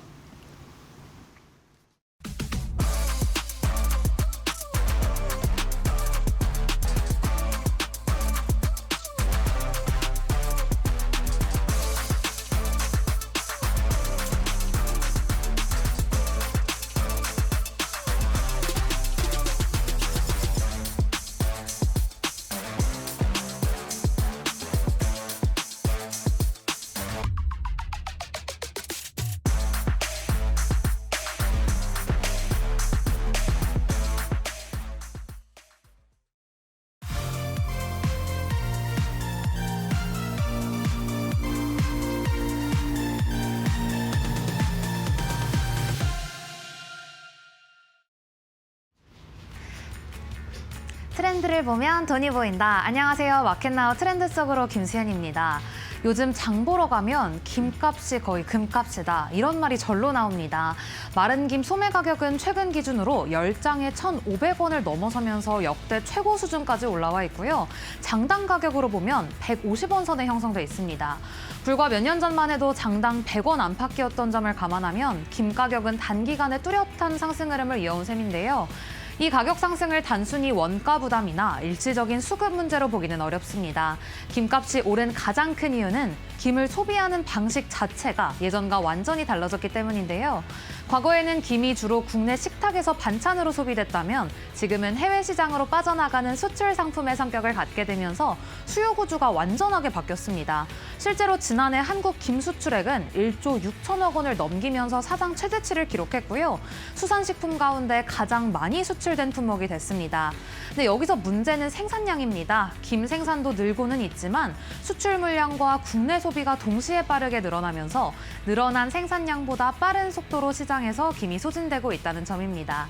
이러다 보니 가격이 쉽게 내려오기 어려운 구조가 만들어졌습니다. 여기에 수출되는 김의 종류도 달라졌는데요. 예전에는 마른 김 같은 원물 위주였다면 최근에는 조미김이나 김스낵처럼 가공을 거친 제품들이 수출의 중심이 되고 있습니다. 이 제품들은 단순히 김을 말려서 파는 게 아니라 굽고 조미하고 포장하는 과정을 거치면서 단가가 자연스럽게 높아집니다. 또 하나 중요한 점은 수요층입니다. 조미김과 김스낵은 비건, 글루텐 프리 식품으로 분류되면서 북미와 유럽 시장에서 간식이나 대체 식품으로 소비되고 있습니다. 즉 김이 밥 반찬이 아니라 글로벌 간식으로 소비되기 시작한 건데요. 이 과정에서 김은 원재료 성격의 농수산물이 아닌 부가가치가 붙는 소비재로 바뀌었고요. 그 결과 김 가격도 예전과 다른 궤적을 그리고 있습니다. 이런 흐름 속에서 주식시장도 김산업을 다시 보기 시작했고요. 관련주 가운데 가장 먼저 언급되는 종목이 바로 사주시푸드입니다. 사주시푸드는 어획부터 가공, 유통까지 이어지는 수산 밸류체인을 보유한 기업으로 조미김 가공과 수출을 함께하고 있다는 점에서 김산업 흐름을 가장 직접적으로 반영하는 종목입니다. 김스낵과 냉동김밥 수요가 늘어나면서 김 매출 비중이 점진적으로 확대되고 있고 그룹 차원의 원물 조달과 가공 역량을 바탕으로 원가 변동성에도 상대적으로 대응력이 있다는 점에 김 관련주 가운데 대장주로 인식되고 있습니다. 이어서 두 번째 김 관련주는요, 바로 CJ시푸드입니다. CJ시푸드는 조미김 비중이 빠르게 커지고 있고 특히 미국을 중심으로 한 수출 비중이 높다는 점이 특징입니다. 조미김은 구이와 조미 포장 공정을 거치면서 마른 김 대비 단가와 마진이 높아지는 구조인데요. 여기에 글로벌 유통망과 브랜드를 통한 판매 채널이 연결돼 있어 김 가격 상승과 수출 확대가 이어질 경우에 수익 구조 개선 여지가 크다는 평가를 받고 있습니다. 이어서 김 시장의 새로운 기업이 등장합니다. 바로 제가 제일 좋아하는 광천김인데요. 광천김이 IPO를 준비한다고 합니다. 광천김은 해외 매출 비중이 높고 또 상온 유통이 가능한 제품 구조를 갖추고 있어 수출 확대 과정에서 마진 방어력이 강하다는 점이 강점으로 꼽히고 있습니다. 네, 이렇게 정리하면 김값이 금값이다 이 말을 기억해 두셔야겠습니다. 머지않아 가까운 미래에는 김이 밥 반찬에서 고급 요리에만 들어가는 음식이 될까 걱정인데요. 김 산업이 어떻게 변화할지 계속 집중해 보시면 좋을 것 같습니다. 그러면 저는 내일 또 재밌는 트렌드로 돌아올게요. 안녕.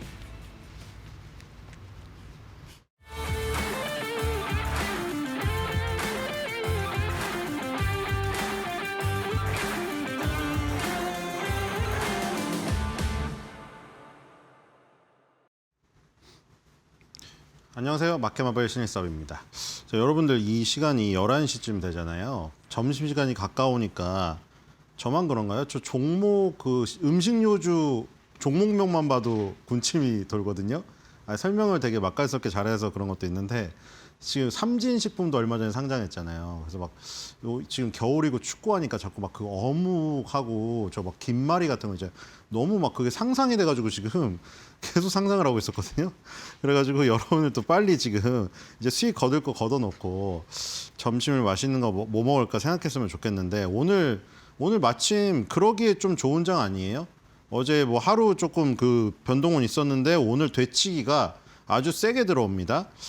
케빈 워시가 이름이 워시라 그런가 물로 한번 착 씻어놓고 다시 가는 이게 이렇게 되면은 더 세지는 거 알죠? 한번 이게 그 고스톱에서도 한번 저기 하면은 한번 저기 하면 2배가 돼요.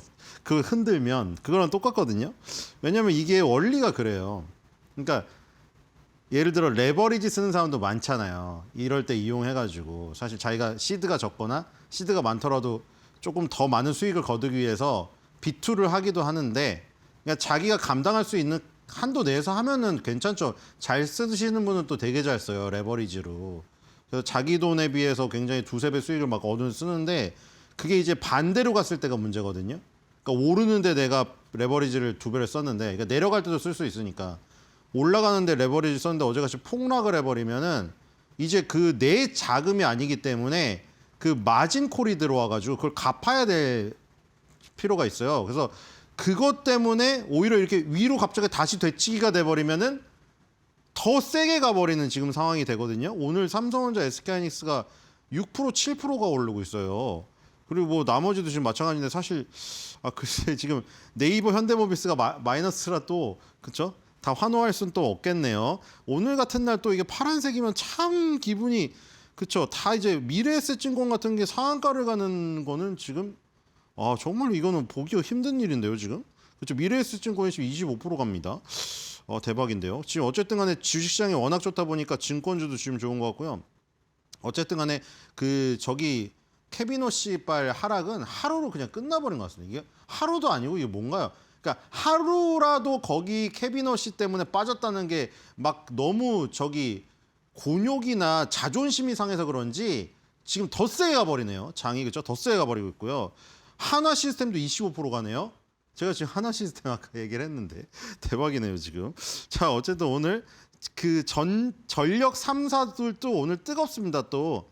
그래서 효성중업이 지금 이제 곧 있으면은 250만 원을 가게 생겼어요.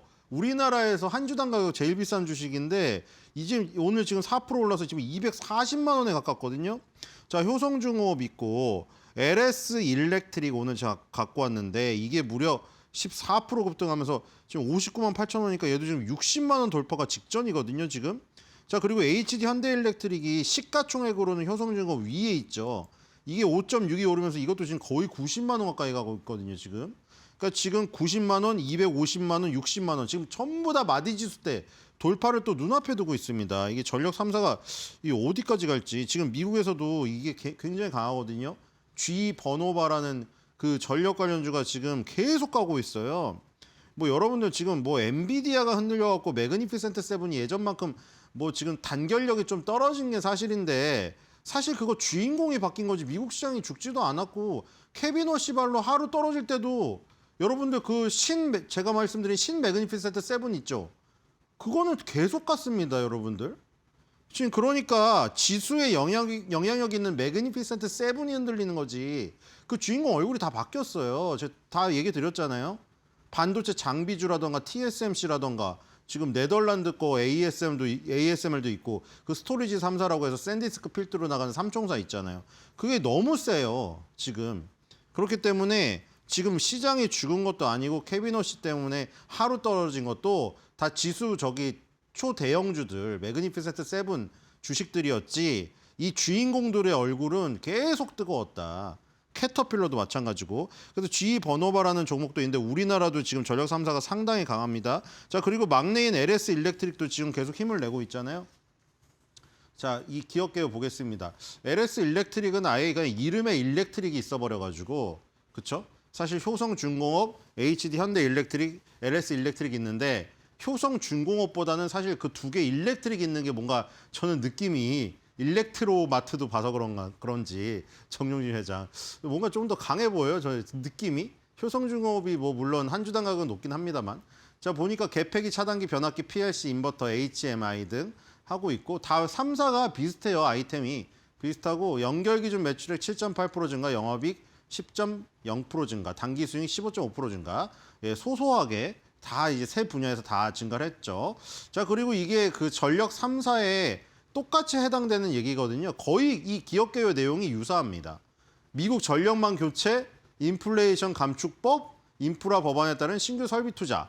그것 때문에 전력기기 수요 증가했는데 그게 우리나라 국내 3사가 미국 노후화나 미국 AI 데이터 센터발 전력망 구축에 굉장히 필수적인 역할을 하고 있어서 지금 굉장히 저희가 강합니다. 요 모멘텀에 이 줄기가 강해요, 지금. 그리고 미국과 중국의 태양광 풍력 발전 투자와 함께 에너지 저장치 수요도 증가할 전망이. 중국에도 발이 일단 걸쳐져 있는 모습이네요. 그렇죠? 이게 지금 우리나라는 사실 뭐 이게 솔직히 사업을 하시는 분 입장에서는 이게 정치적인 거에 따라서 확 그 움직이기가 사실 쉽지가 않아요. 그렇죠? 미국, 중국하고 이게 발을 걸쳐 놓은 게 있기 때문에 솔직히 막 트럼프가 막 이게 밀어붙인다고 해서 이게 중국을 또 포기하기도 그렇고 사실 우리 엔비디아만 봐도 그렇잖아요. 젠스나 회장님도 맨날 곤욕이신 게 중국에도 팔아야 되는데 이거를. 근데 미국에서 자꾸 트럼프가 그러면 하지 말라고 하니까 참 그건데 고민인데 우리나라도 특히 그럽니다. 우리나라 미국 중국사에서 교육을 두 개가 가장 큰 교육 국가잖아요. 참 어렵다. 자, 이슈 보겠습니다.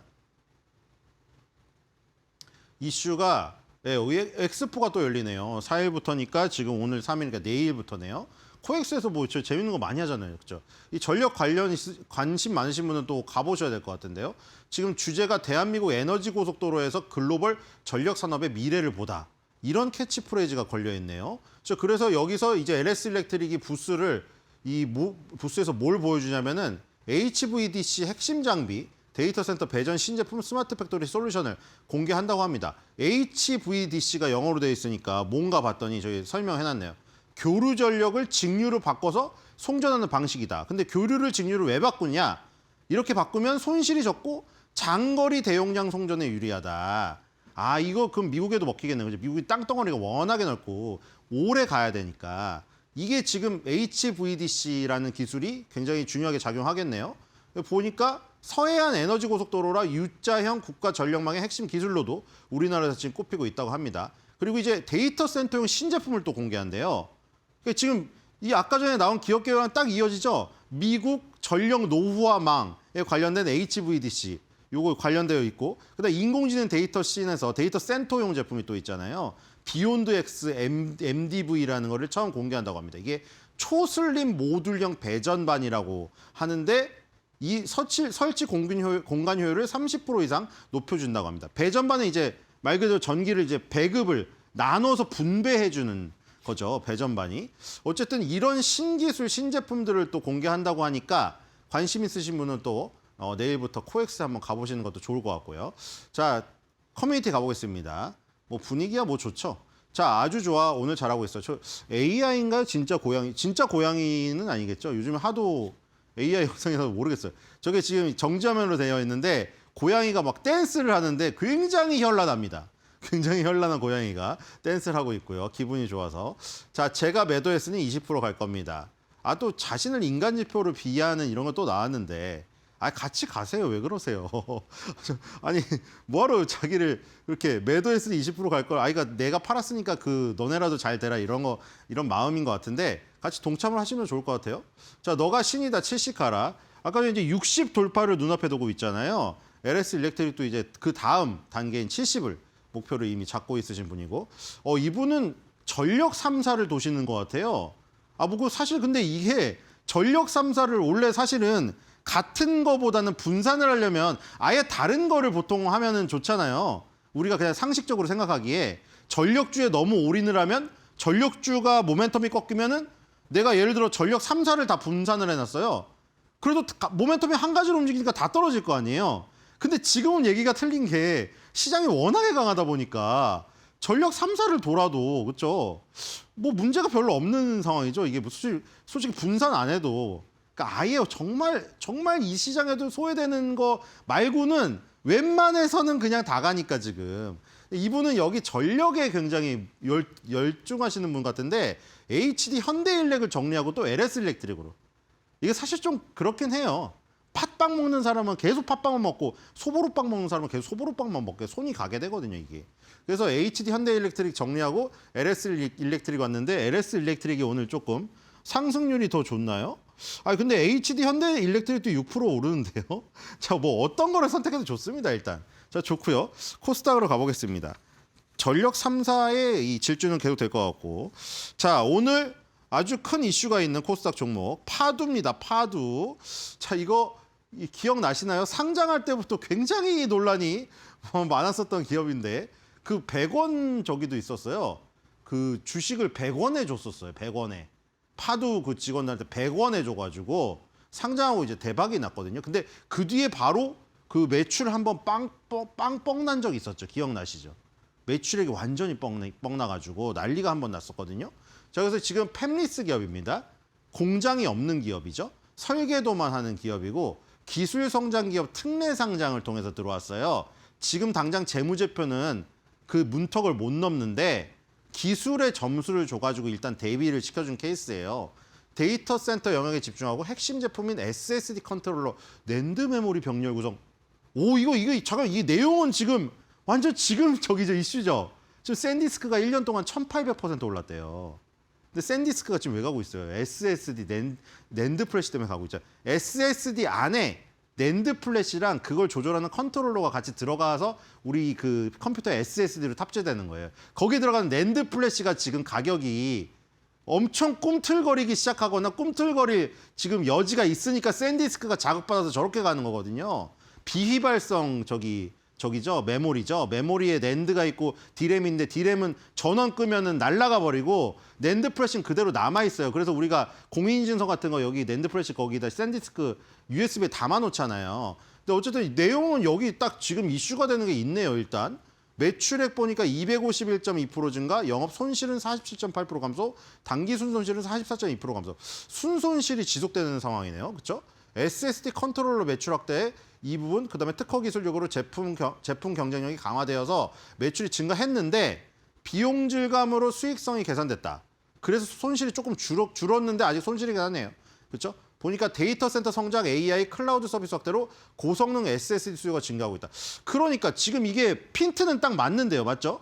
맞는데 자, 뒤로 가고 있습니다. 무슨 이슈가 있었냐? 아까 말한 대로 그 이슈가 또 터졌어요. 지금 매출액 코스닥 입성할 때 연간 매출액 추정치가 1,202억 원으로 추정을 했는데 상장 이후 공개됐는데 충격적인 매출액이 나왔잖아요. 매출액이 그때 얼마 나왔어요, 여기? 5,900만 원. 이거 5,900만 원은 성심당보다도 안 돼요. 그러니까 이게 너무 이게 매출액이 1,200억 원하고 5,900만 원은 너무 심하잖아요, 차이가. 3억 2천만 원까지 해도. 그렇죠? 이게 너무 차이가 나서 뻥튀기 상장 논란에 휘말려서 결국 어떻게 됐느냐? 지금 상장 폐지 실질 심사 대상까지 올랐단 말이에요. 그 상장 폐지가 되거나 아니면 정지가 될 뻔했는데 몇 년 동안 코오롱 티슈진이나 신라젠에서 보셨죠? 상장 폐지 실질 심사 대상에 올라서 심사하는 동안에 4년인가 거래를 못 하셨어요, 그분들이. 코오롱 티슈진, 신라젠도 겨우 극적으로 살아났는데 파두도 극적으로 오늘 살아났습니다. 자, 그래서 오늘 상한가 같죠? 자, 커뮤니티 가보겠습니다. 오늘 아주 요란스럽더라고요, 커뮤니티가. 자, 파도가. 자, 이분은 진짜인지 모르겠는데 일단 대단하신 건 뭐냐면은 이 금액을 봤더니요, 1억이 넘거든요. 근데 20대 마지막 날까지 모은 돈이 60%래요. 그러니까 이런 분이 거의 없지 않나요? 그렇죠? 아, 뭐 물론 요즘에 워낙 안 좋은 소식 나오니까 무슨 캄보디아에서 막 끌려온 우리나라 20대 젊은이들 막 이상한 보이스피싱 해가지고 막 수억 벌고 그런 나쁜 짓해서 번 사람 말고, 그쵸? 자기가 제 할 일 잘 해가지고 만약에 저렇게 20대 마지막 날까지 모은 돈의 60%가 1억이면 60%면은 100%면 1억보다도 훨씬 더 많이 모으신 거잖아요. 대단하죠, 정말. 20대 후반까지 저렇게 모으기 힘들죠. 그렇죠? 대학 졸업하고 이제 뭐 취직하려고 하면 25세가 이미 넘었는데 남자들은 군대 갔다 오면, 그렇죠? 어쨌든 그거 자체가 대단하고, 그거를 또 일단 근데 파도에 투자했다는 게 좀 리스크가 상당히 크긴 한데, 그래서 많이 불안하셨을 거예요. 20대 마지막 날까지 그 모은 60%를 여기다 넣어버렸으니, 그렇죠? 어쨌든 오늘 정말 천만다행입니다, 그렇죠? 천만다행이에요. 거래 정지가 되거나 상장 폐지가 됐으면 큰일 날 뻔했죠, 진짜로. 자, 기다리면 사지긴 해요. 그래가지고 오늘 아침부터 난리가 난 거예요, 이게. 상한가를 가다 보니까 살려고 대기에 1,200만 주가 걸려 있었어요. 걸어놔도 안 사지죠. 상을 가버렸으니. 그래서 기다리면 사지긴 해요. 해서 일단 지금 다 걸어놓은 사람이 많아요. 상에다 올려놓은 사람이 많고. 자, 그래서 극적으로 살아났기 때문에 최소 10연상 봅니다. 자, 과연 이거 모르겠는데, 그렇죠? 무슨 뭐 천일고속 이런 것처럼 뭐 그런 이슈가 있어서 가는 경우에는 모르겠는데 뭐 어떻게 될지 모르겠어요. 자, 그리고 돌아와줘서 고마워. 샌디스크 마냥 가자. 아까 전에 그 보셨죠? 기업교회에서 제가 SSD랑 낸드 플래시 얘기가 나오니 지금 미국 시장에서 샌디스크가 낸드 플래시 때문에 가고 있으니 그 지금 이슈는 뭔가 있어요, 이게. 그쵸? 샌디스크랑 어떻게 엮고 낸드 플래시가 붙으면 이게 대박이 날 가능성이 있는 기업 개요 내용이긴 해요. 근데 뭐 어떻게 될지 모르겠어요. 일단 저런 뻥튀기 매출액에 대한 부분을 어떻게 판단할지. 지금 오늘은 일단은 상장 폐지에서 극적으로 살아났다는 것 때문에 일단 상을 갔는데, 이제 거기서 뭐 그러니까 관성의 법칙으로 몇 번 더 갈 수는 있겠는데, 여기 이게 쭉 이어지려면, 그쵸? 저분처럼 20대 마지막 날까지 모은 자금을 60% 쏟아부으신 분은 이게 단기로 끝나면 안 되잖아요, 저 소중한 돈이. 그럼 이제 파도는 진짜 진실을 보여줘야죠. 그렇게 정말 매출액이 너무 심하게 차이가 나는 그러니까 1,000억 원하고 뭐 예를 들어 100억 원은 그렇다고 치지만 1,000억 원하고 5천만 원 그건 좀 말이 안 되잖아요. 잘 나가는 빵집보다 돈을 못 버는데. 그래서 그건 지금 보여줘야 됩니다. 그래서 향후의 흐름이 어떻게 될지 이제 굉장히 관심사고, 어쨌든 오늘은 축하드립니다. 자, 오늘 마켓마블 코멘트 꼬아보겠습니다. 오늘 또 굉장히 애정이 담긴 파도예요. 또 굉장히 애정이 담긴, 마치 이거는 그 자기가 사랑하는 뭐 하이브의 BTS의 팬이 BTS한테 손수 무슨 쓴 레터를 보내듯이 이렇게 해놨어요, 이분이. 이거는 지금 자신이 하신 것 같거든요. 자신이 만드신 것 같은데, 이 파도의 차트에다가 이렇게 효과도 넣고요. 여기다가 이런 이미지도 다시 까신 것 같아요. 보니까 양파를 해놨는데, 까두까두 양파 같은 점상, 곰마와 이렇게 해놨거든요. 왜냐면 이름이 기업이 파두기 때문에 두 자를 붙여서 뭐 만들기가 굉장히 좋은 닉네임을 갖고 있어요. 자, 그래서 뭐 저도 이제 파도에 대해서 사실 저도 솔직히 말하면 의심의 눈초리를 저는 아직 거두지 않았습니다. 가두지 않았는데, 오늘 이런 분위기 속에서 좀 초를 치기보다는 같이 좀 동참을 또 해줘야 되니까 제가 오늘 요거를 섞어가지고 까두까두랑 파도를 섞어가지고 제가 코멘트를 하나 만들어 왔습니다. 제가 오늘 한번 마블 코멘트를 외치면서 끝내도록 하겠습니다. 까두까두 미담만, 파두 수익만. 고마워.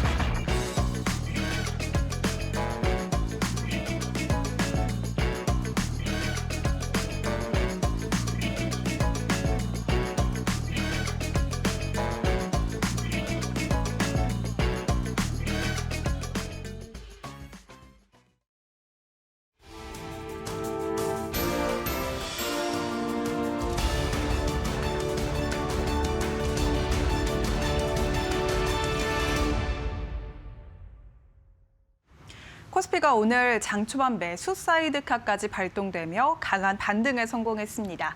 글로벌 유동성 축소 우려감보다 미국 시장에서 반도체주가 실적 모멘텀이 붙으면서 반등한 데 따른 영향인데요. 코스피는 5,100선을 넘으며 갭을 띄우면서 출발했고 장중 5,198포인트까지 고점을 높이며 5,200선 회복도 앞뒀었는데요. 양 지수 상황 바로 열어보도록 하겠습니다.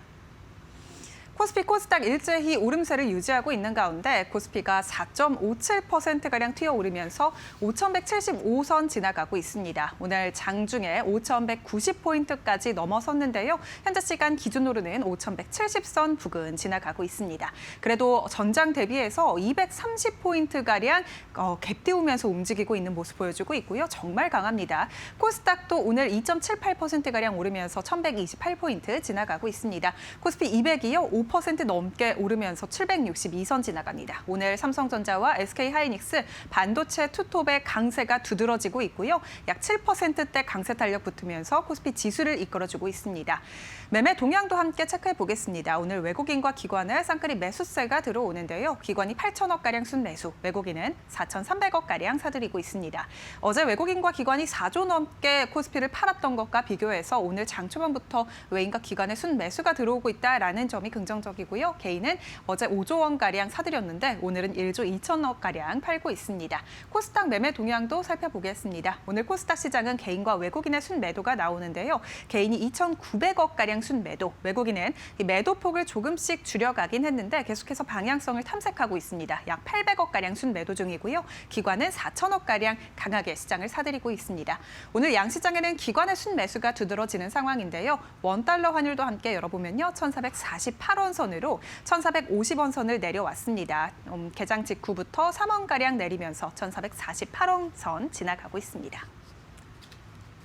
네, 이렇게 오늘 시장 상황 간단하게 살펴봤는데요. 중요한 투자 뉴스는 어떤 게 있을지 바로 이어서 살펴보도록 하겠습니다. 60조 원 규모의 캐나다 잠수함 사업 조달 업무 최고 책임자인 스티븐 퓨어 캐나다 국방조달 특임 장관이 어제 하나오션 거제 사업장을 방문했습니다.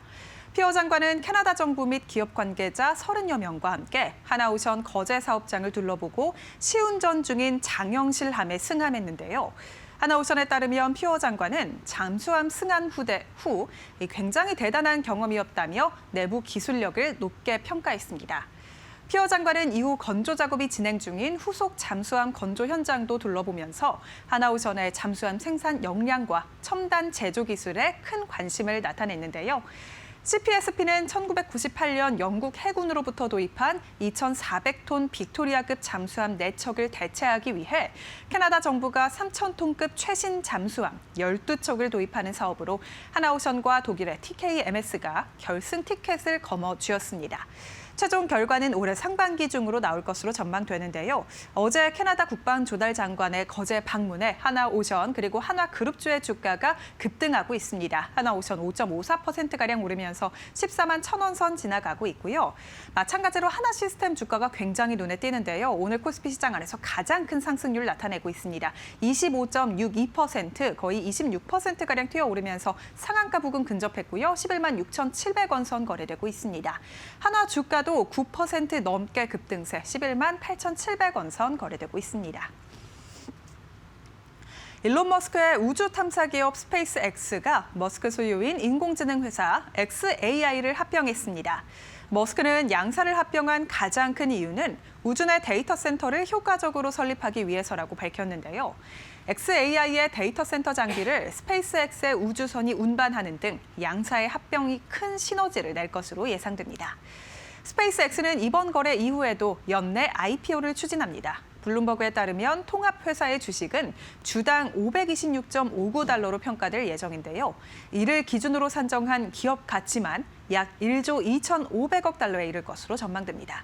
이러한 소식 속에 오늘 미래에셋 관련주들이 급등하고 있습니다. 미래에셋 벤처 투자, 스페이스X에 투자한 경험이 부각되며 25%가량 급등하고 있고요.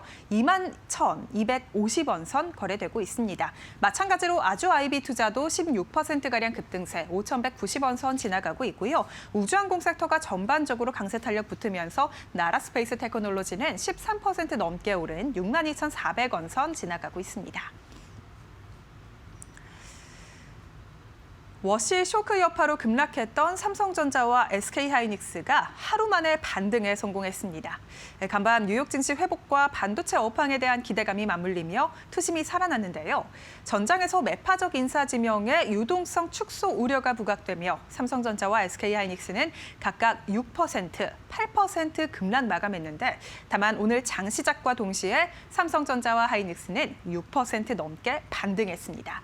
간밤 미국에서 팔란티어가 호실적을 발표하며 시간의 거래에서 7% 넘게 급등한 점과 반도체주 위주로 반등하며 인텔과 마이크론이 5%대 상승한 영향으로 풀이되는데요. 국내 증시가 이렇게 차익 실현과 저점 매수를 반복하며 변동성 장세를 보이는 가운데 거래 대금이 증가하며 증권주가 큰 폭으로 오르고 있습니다. 잦은 매매는 증권사 브로커리지 실적에 도움을 주기 때문인데요.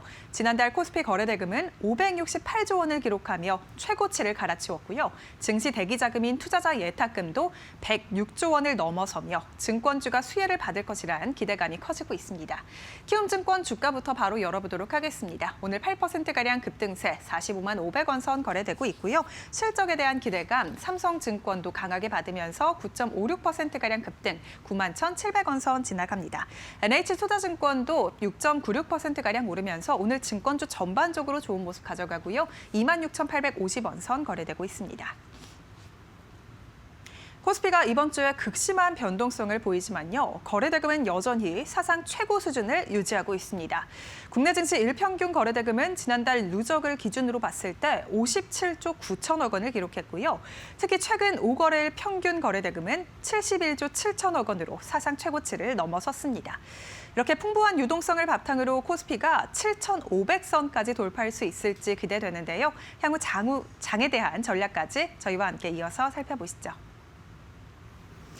지난 주말에 연준 의장에 케빈 워시가 내정됐다라는 소식 때문에 어제 우리 시장에서도 변동성을 줬습니다. 워시가 누구길래 많이들 궁금하실 텐데 이분이 딱 알려주신다고 해서 굉장히 설레는데요. 권소연 이데일리 마케팅 센터장과 함께 분석 도움드리겠습니다. 센터장님 반갑습니다. 네, 안녕하세요. 네. 네. 트럼프 대통령이 픽한 케빈 워시 어떤 사람인가요? 일단 사실 제롬 파월 현재 이제 연준 의장의 임기가 오는 5월에 만료가 되잖아요. 네. 그래서 이제 후임으로 누가 지명될지를 두고 시장에서는 굉장히 설왕설래했었거든요. 연준 의장이라는 자리가 워낙에 이제 글로벌 자본시장의 네. 대통령이라고 불리는 자리니까 여기에 누가 오느냐에 따라서 전 세계 자본시장의 유동성 자체가 달라질 수 있는 거라서 굉장히 관심이었었는데 사실 후보군에는 한 4명 정도가 있었어요. 원래 시장에서는 케빈 해싯, 그러니까 미국 국가경제위원회 위원장으로 있는 분인데 이분이 차기 연준 의장을 맡지 않을까라는 전망을 좀 많이 했었는데요. 네. 아니면 이제 블랙록 CIO로 있는 락 리더라는 분, 이분은 뭐 전폭적으로 금리 인하를 지지해온 분이기 때문에 이런 분들이 되지 않을까. 왜냐하면 트럼프 대통령이 계속 그동안 이제 금리 인하 이런 것들을 좀 이제 요구를 했기 때문에 이런 분들이 좀 오르내리고 있었는데 지난달 29일부터 케빈 해싯이 아니라 케빈 워시가 지명될 수도 있다라는 보도가 나오기 시작했어요. 예. 그리고 이제 30일에 트럼프 대통령이 SNS를 통해서 케빈 워시를 연준 의장으로 지명하게 돼서 매우 기쁘다라고 올리면서 이제 거의 확정이 된 거죠. 네. 이 케빈 워시라는 분은 70년생입니다. 굉장히 젊은 편에 속한. 그렇죠. 이제 스탠퍼드대 학부 네. 졸업하고 이제 하버드 로스쿨 출신인데요. 그 이후에 이제 투자은행이죠. 모건 스탠리 M&A 부분에서 이제 부사장까지 지낸 후에 이 조지 W 부시 행정부에서 백악관 국가경제위원회에서 일을 했고요. 2006년부터 2011년까지 연준 의사를 지냈습니다. 예. 이 2006년에 연준 이사로 선임 당시에 35세였거든요. 그러니까 연준 사상 최연소 이사 기록을 이분이 세웠고요. 2008년에 그때가 한참 이제 금융위기 왔을 때였잖아요. 그때 이제 중앙은행하고 월스트리트 사이에서 이제 가교 역할을 했다라는 평가를 받고 있는데 워낙에 모건 스탠리에서 일을 오랫동안 했으니까 월가 인맥이 굉장히 탄탄했고 이 위기의 이제 근원이었던 이제 심장부였던 월가하고 이제 중앙은행하고 어떻게 정책 협조를 할 것인지에 대해서 중간에 조율을 많이 했다는 거죠. 네. 그래서 금융위기 당시에 뭐 JP 모건이 베어 스턴스를 인수한다거나 모건 스탠리가 은행 지주회사 같은 전환하는데 이런 이제 구조조정에 있어서 굉장히 큰 중재 역할을 했다고 하고요. 그러다가 이제 연준의 양적 완화 정책에 좀 반대 의사를 내면서 2011년 3월에 이제 사임을 했습니다. 그때 임기가 7년이나 남았었는데 이제 과감하게 사임을 하고 나와서 뭐 이제 연구소 이런 데 계셨었는데 뭐 사실 이제 연준 의장을 이제 지명한 상태고 연방 상원의 인준 표결을 거쳐야 이제 임명이 되거든요. 네. 그럼 이제 공식 취임까지는 아직 이제 절차들이 좀 남아 있기는 한데 일단 내정이 됐으니까 시장은 이분의 이제 성향이라든가 이런 것들을 분석해 보면서 굉장히 크게 반응을 했던 거죠. 네.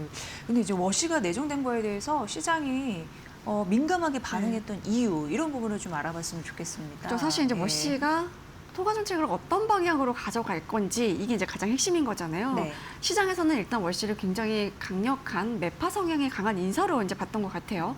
연준 이사로 있던 시절에 그리고 이제 퇴임 직후까지 뭐 인플레이션을 경계하는 이제 발언들을 굉장히 많이 했거든요.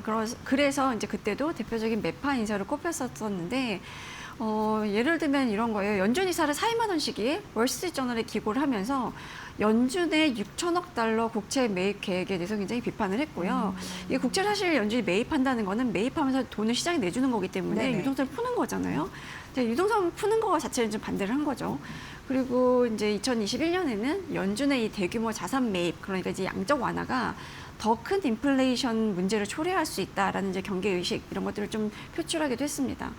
사실 연준 내에서는 이제 경제가 너무 빠르게 성장하거나 노동자들의 임금, 그러니까 월급이 너무 많이 오를 때 인플레이션이 발생한다라는 걸 이제 공시처럼 이제 여기고 네네네. 있거든요. 이게 전통적인 연준의 시각인 건데 워시는 살짝 좀 다른 시각을 좀 보였던 것 같아요. 그러니까 인플레이션이라는 것 자체는 정부가 너무 많은 돈을 쓰고 너무 많은 돈을 찍어낼 때 발생한다라고 이제 설명을 했거든요. 예. 그래서 계속 이제 했던 얘기들이 연준이 대차 대조표를 줄여야 된다고 주장을 했었어요. 이 연준의 대차 대조표라는 거는 그러니까 연준이 갖고 있는 자산을 얘기하는 건데 예를 들어 국채를 사면서 시장에 유동성을 뿌리면 그 국채는 연준의 자산이 되는 겁니다. 그래서 만약에 유동성을 많이 이제 공급을 하게 되면 연준의 대차 대조표가 이제 비대해지게 되는데 이 연준이 거대한 대차 대조표를 유지하는 것 자체가 연준이 언제든지 돈을 더 풀 수 있다라는 신호를 주는 셈인 거고 이게 장기적으로 인플레 기대 심리를 자극한다라는 게 이제 월시 주장이었었어요. 네.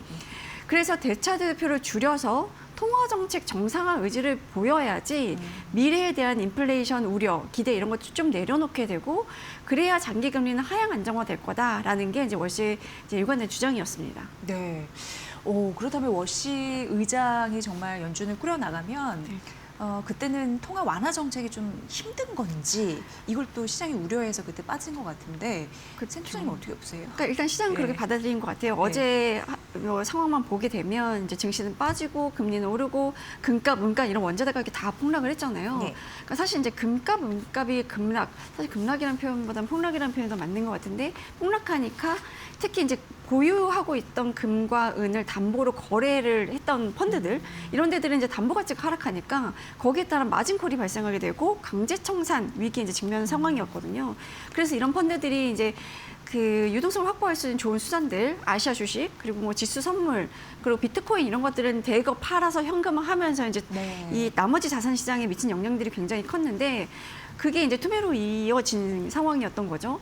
그런데 과연 워시 의장이 매파일까라고 놓고 보면 뭐 과거 주장이나 뭐 발언들을 봤을 때는 매파일 거라고 보는 시각들이 많은데 최근 인터뷰를 보면 또 그렇지는 않더라고요. 그러니까 최근에 CNBC 인터뷰를 보면 연준이 금리 인하를 주저하는 거는 좀 실책이다라는 발언도 했고요. 미국은 주택 경기 침체 상태이기 때문에 금리가 현재 수준보다 낮아야 한다라고 주장하기도 했어요. 이거는 전형적인 비둘기파적인 발언인 건데 네네. 그리고 사실 이제 임명한 사람이 도널드 트럼프 미국 대통령이잖아요. 그동안에 이제 연준이라는 그 연방준비제도 이사회는 정부하고 완전히 독립된 기구예요.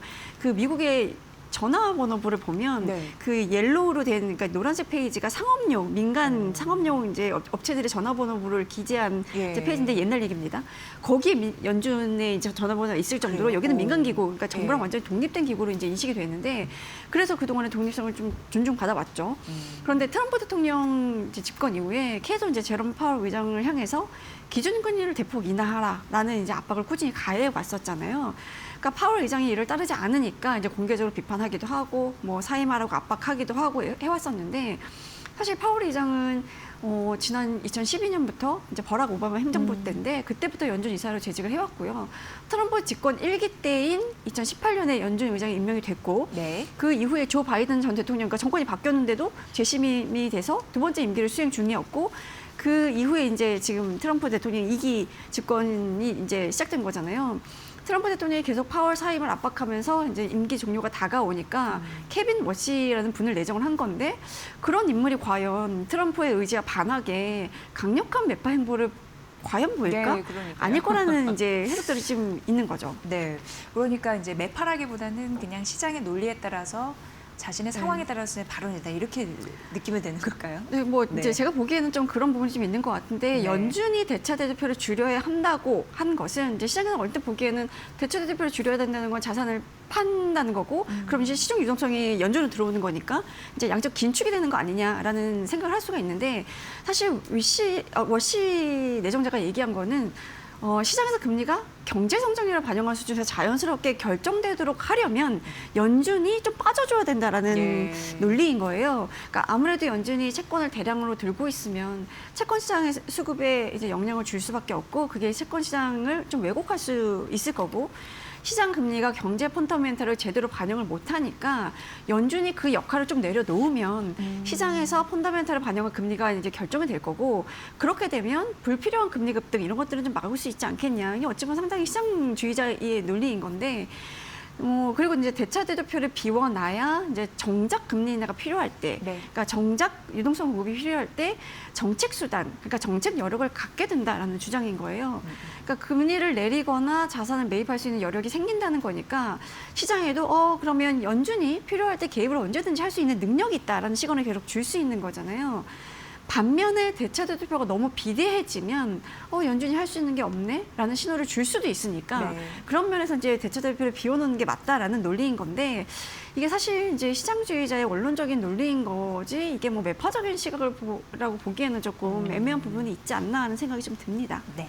그리고 센터장님 AI와 맞물려서 뭐랄까 그 통화 정책을 얘기하기도 하던데 네, 뭐 그쵸. 어떻게 우리가 받아들일지. 이게 최근에 월스트리트저널 기고문 중에 이제 이런 내용을 좀 쓰긴 했었어요. 제롬 파월 의장 하에 연준이 현명하지 못한 선택을 해왔다라고 했거든요. 그러니까 연준이 인공지능의 생산성을 크게 높이고 인플레를 낮출 것이라는 점을 좀 간과하고 있다라고 비판을 했는데 사실 지금 모든 얘기를 할 때 AI가 빠지지 않잖아요. 그 AI가 우리의 일상, 우리의 경제 구조, 이제 산업 구조 이런 것들을 어떻게 바꿔놓을지에 대해서 이제 다들 궁금해하고 그 속도가 굉장히 빠를 거라는 거는 동의를 하고 있는데 이 사실 그러니까 AI가 가져오는 이제 생산성을 극대화하는 효과 이런 것들이 결국은 인플레를 자극하지 않으면서 성장률을 높일 수 있다고 본 거예요. 네, 네. 그러니까 과거에 어찌 보면 이제 1990년대에 그때 뭐 인터넷 도입되고 그러면서 인터넷 붐이 일었던 시기였거든요. 그때 앨런 그린스펀 그때 당시 연준 의장이 이런 생산성 붐을 금리 인하의 기반으로 삼았던 시기가 있었어요. 그거랑 좀 비슷한 느낌이 좀 들기는 한데 네네. 사실 연준의 이제 그 목표라는 게 물가 안정 그리고 이제 경제 성장이에요. 그 물가 안정과 성장 사이에서 연준은 고민을 할 수밖에 없고 이 생산성 향상이 물가를 자극하지 않으면서도 성장을 촉진할 수 있다라고 하면 이 물가를 자극하지 않는다면 사실 금리를 올리지 않아도 되는 그쵸. 금리를 네. 낮춰도 되는 상황인 거거든요. 그러니까 사실 이 금리를 올리고 내리고에 있어서의 가장 중요한 거는 물가인 건데 AI로 인해서 물가를 올리지 않고도 생산성을 높일 수 있다. 그래서 성장을 좀 높일 수 있다라고 하면 그런 이제 상황 자체에서는 이제 금리를 좀 낮출 수 있는 여지가 늘어나는 거죠. 네. 그래서 단순히 금리를 내리거나 올리는 이런 게 아니라 단순히 매파나 비둘기파 이런 걸 논하는 게 아니라 뭐 기술, 생산성 개선 이런 것들을 통해서 지속적인 성장 구조를 제시할 것이다라는 점에서 단순히 우리가 이제 케빈 워시를 매파 성향이 짙은 인사다라고 볼 수는 없다라는 게 제 생각입니다. 네. 그리고 월요일 같은 경우에는 사실 그때 딱 뭐 힌트 나온 게 아니라 그 전에 힌트가 나왔는데 왜 뉴욕 증시와 아시아 증시가 워시 쇼크로 받아들였는지 그것도 궁금하더라고요. 근데 사실은 이게 뭐 워시라는 분이 이제 뭐 계속 나오긴 했지만 어쨌든 이제 확정이 된 거잖아요. 네. 뭐 사실 우리가 보통 보면 이제 그 이벤트 전에 조금 움직이다가 이벤트가 발표되면 조금 반대로 움직이는 경우도 있긴 한데 이게 워낙에 이제 예상 외의 결정이었기 때문에 그랬던 것도 좀 있는 것 같고요.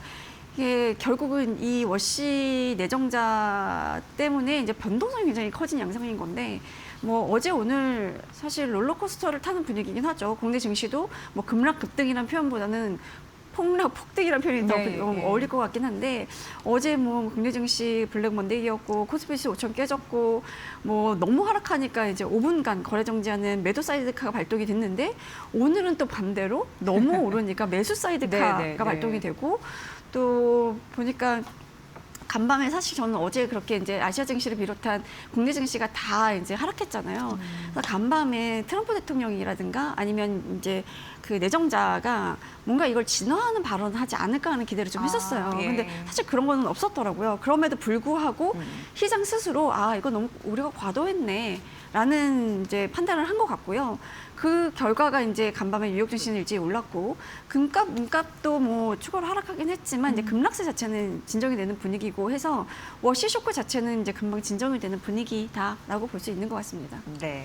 근데 이제 급락장에 개인 투자자들은 주식을 쓸어 모았습니다. 똑똑해진 거다 이런 생각도 들고. 그러니까 저희가 어떻게 우리가 보세요? 보면 지금 개미 투자자 굉장히 스마트해졌다는 네. 느낌이 좀 드는 네. 게 네. 과거에는 약간 추종 매물 좀 많이 했었잖아요. 네. 외국인 기관들이 이제 사면 따라 사고 뒤늦게 네. 팔면 뒤늦게 막 따라 팔고 막 이랬었는데 지금은 어찌 보면 이제 반대로 매매하는 컨트롤리언 전략 같은 거를 좀 쓰는 것 같아요.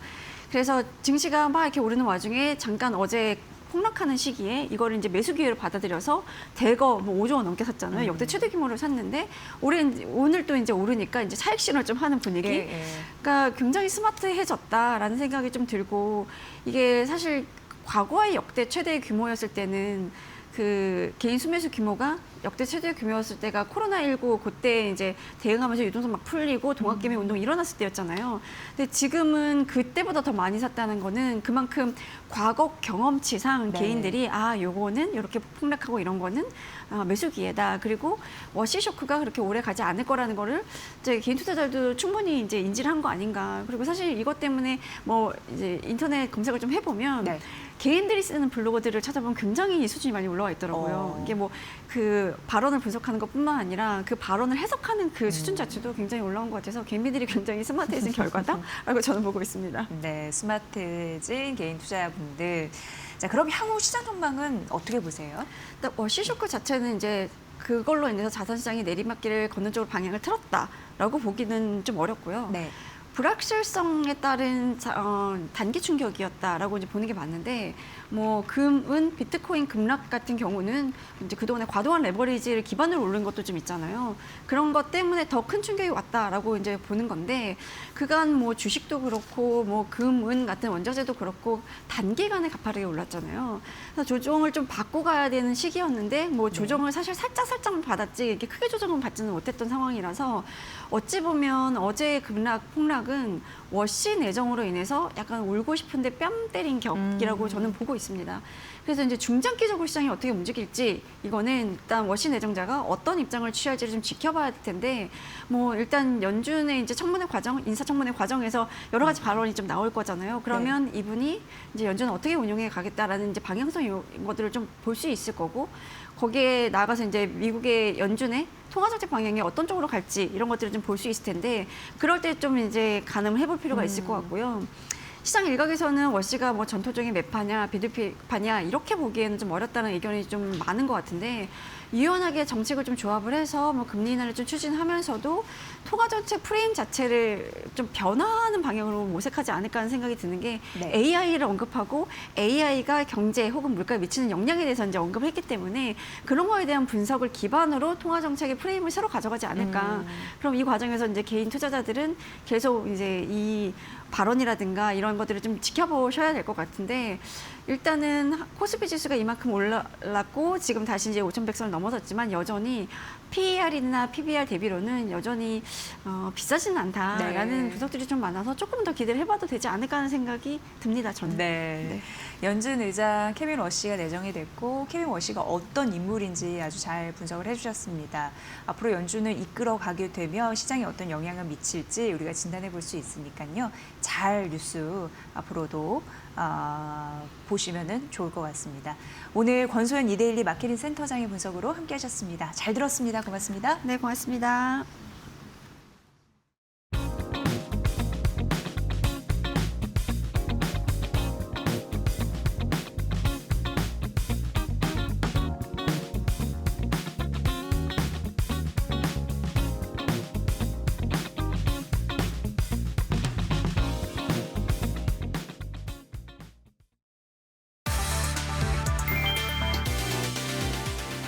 개인정보 유출 논란으로 외면받던 쿠팡 주식에 서학개미가 다시 몰렸다. 미국 행정부가 쿠팡을 미국 기업으로 규정하며 보호에 나선다는 신호가 이어지자 투자 심리가 급반전됐다. 3일 한국예탁결제원에 따르면 1월 4주차 국내 투자자들의 쿠팡 순매수액은 3,869만 달러로 전주 대비 3배 이상 늘며 해외 주식 순매수 11위까지 치솟았다. 1일 순매수액도 26일 536만 달러에서 30일 1,000만 달러를 넘겼다. 매수세가 집중된 시점은 미국 정치권 발언과 맞물린다. 도널드 트럼프 대통령의 관세 압박 발언 이후 미 하원 공화당이 쿠팡을 미국 기업으로 언급했고 미국 부통령 JD 벤스가 쿠팡 제재 자제를 요구했다는 월스트리트 저널 보도도 나왔다. 여기에 쿠팡 사의사인 케빈 워시가 연방준비제도 의장 후보로 거론되며 매수 심리에 불을 붙였다. 다만 정치적 보호 신호가 실질적인 리스크 해소로 이어질지는 미지수다. 2일 미국 뉴욕 증시는 제조업 지표가 2022년 이후 최대폭으로 개선됐다는 소식에 상승 마감했다. 경기와 기업 실적에 대한 낙관론이 다시 고개를 들었다. 이날 S&P 500 지수는 0.54% 오른 6,976.44, 나스닥 지수는 0.56% 상승한 23,592.1을 기록했다. 다우 지수는 1.05% 뛴 49,407.66에 거래를 마쳤다. 미국 공급관리협회가 발표한 1월 제조업 PMI는 52.6으로 전월 대비 급등하며 1년 만에 기준선 50을 상회했다. 시장 예상도 웃돌았다. 제조업 회복 신호에 연방준비제도가 당분간 금리를 동결할 것이란 관측이 힘을 얻었다. 금리 선물 시장에서는 첫 인하 시점을 7월로 보는 전망이 우세했다. 미국채 금리와 달러는 동반 상승했고 비트코인은 3% 오르며 78,000달러를 기록했다. 원화 기준으로는 약 1억 1,300만 원 선을 회복했다.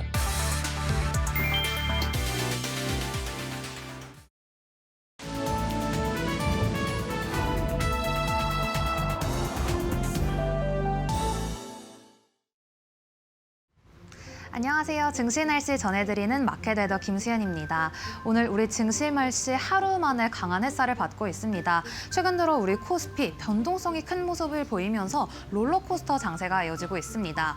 어제만 해도 코스피 지수가 5%대 낙폭을 기록하며 5,000선이 깨졌었죠. 장중에는 매도 사이드카가 발동되기도 했는데요. 하루 만에 반등에 성공하면서 오늘은 매수 사이드카가 발동이 됐습니다. 간밤 뉴욕 증시에서 불확실성이 해소되면서 3대 지수가 일제히 올라섰고요. 또 우량주 중심의 저가 매수세가 유입되다 보니 우리 국내 증시도 오늘 동조화되는 흐름 보이고 있습니다. 그렇다면 이 뜨거운 시장 분위기 다음 장에서 더 자세하게 살펴보겠습니다. 우선 오늘 반도체주가 폭염같이 뜨겁습니다. 특히나 반도체 투톱이 강한 시세를 분출하면서 지수를 견인하고 있는데요. 간밤 뉴욕 증시에서 특히나 메모리 반도체주가 좋았습니다. 샌디스카 15.4%의 폭등을 보였고요. 또 필라델피아 반도체 지수가 1.7%대 오름세를 보이자 우리 국내 증시에서도 반도체주가 그 훈기를 이어받고 있습니다. 그 가운데 외신에서는 오늘 국내 반도체주를 자극할 만한 긍정적인 이슈들도 있었습니다. 우선 트렌드포스가 범용 디램 가격 전망을 대폭 상향 조정했고요. 또 모건 스탠리에서는 삼성전자가 2027년에 전 세계에서 가장 돈을 많이 버는 기업으로 될 것이다. 이러한 전망이 나오면서 오늘 특히나 반도체 투톱 강세 보이고 있습니다. 이어서 오늘은 반도체 소부장 종목에도 온기가 돌고 있는데요. 그 안에서도 HBM 관련주가 특히나 뜨겁습니다. 삼성전자가 HBM4 2월 양산 공급을 공식화했고 또 SK하이닉스는 HBM4용 디램 양산에 박차를 가하면서 오늘 시장 안에서는 HBM4 섹터에 오늘 투자자들의 관심이 고조돼 있습니다. 이어서 오늘 전력설비주도 강한 햇살 받고 있습니다. 아무래도 AI 반도체 진영이 뜨거운 모습을 보이다 보니 전력에 대한 필요성이 다시금 강조되고 있는데요. 특히나 최근에 이 전력 3사죠. 효성중공업과 HD 현대일렉트릭 그리고 LS일렉트릭 3사가 호실적을 기록하면서 전력 설비에 대한 투자자들의 이 관심이 더욱더 커지고 있습니다. 이어서 오늘도 우주항공주는 뜨겁습니다. 오늘 아침에 일론 머스크가 스페이스X를 IPO하기 전에 xAI와 합병을 할 것이라고 공식적으로 인정을 하면서 오늘 특히나 스페이스X 관련주가 좋은 흐름을 보이고 있고요. 이어서 로봇주도 오늘 하루 만에 반등에 나서며 오늘 강한 햇살을 받고 있습니다. 이어서 증권주도 오늘 뜨겁습니다. 아무래도 오늘 이렇게 불장을 보이다 보니 증권주에 대한 실적 개선 기대감이 올라가고 있는데요. 작년에 이 증권주가 이 거래 대금이 좋았습니다. 국내 주식시장 일평균 거래 대금이 전달 기준 62조 3천억 원을 기록했다 했는데요. 이러한 보도가 나오면서 오늘 다시금 증권주가 긍정적인 흐름 보이고 있습니다. 계속해서 오늘 주목해봐야 할 증권사의 리포트도 하나씩 살펴보시죠. 우선 오늘 SK텔레콤입니다. 오늘 NH투자증권에서 올해는 실적 정상화 그리고 배당 회복의 한 해가 될 것이라며 목표가를 무려 29.9% 상향했고요. 오늘 삼성 SDI도 주가도 맑음, 전망도 맑음입니다. 어제장에서 실적 발표를 했었죠. 삼성 SDI 작년 영업 손실이 1조 7천억 원을 기록했지만 이후 컨퍼런스 콜에서 전고체 배터리에 대한 자신감을 드러내면서 오늘 증권가에서는 이러한 점을 긍정적으로 평가하며 목표가를 잇따라 상향했습니다. 오늘 미래에셋증권에서 최고치인 50만 원 리포트 나왔는데요. 증권가에서 공통적으로 했던 말이 북미 ESS 공급 확대가 기대된다는 이 코멘트였습니다. 이어서 살펴보실 기업은 CJ입니다. CJ 올리브영과 CJ 푸드빌 성장세로 주가가 상승 흐름에 탔다는 오늘 증권가의 전망이 나왔고요. 목표가 오늘 26만 원 나왔습니다. 계속해서 특징주도 하나씩 살펴보시죠. 우선 오늘 헥토 파이낸셜 한국 기업 최초로 서클 경제망에 합류했다는 소식 속에 오늘 강한 매수세가 유입되고 있고요. 유바이로직스 같은 경우에는 1,115억 원 규모의 신규 시설 투자를 단행한다고 공시를 하며 오늘 강한 햇살을 맞고 있습니다. 계속해서 상한가를 기록한 종목들 살펴보시면요. 우선 파두 같은 경우에 상장 적격성 실질 심사에서 제외됐다는 소식 속에 오늘 주가는 바로 상한가로 직행을 했고 삼표 시멘트 같은 경우에 성소동 부지 개발 호재로 2거래일 연속 상한가로 직행했습니다. 이상 2월 3일 증시 날씨 전해드렸습니다. 매수 사이드카 발동됐던 코스피 현재도 4% 강세 흐름 놓치지 않고 있습니다. 오늘도 성공 투자하시고요. 저희 마켓나우 2부 내일 오전 10시에 뵙겠습니다. 함께해 주신 여러분 고맙습니다.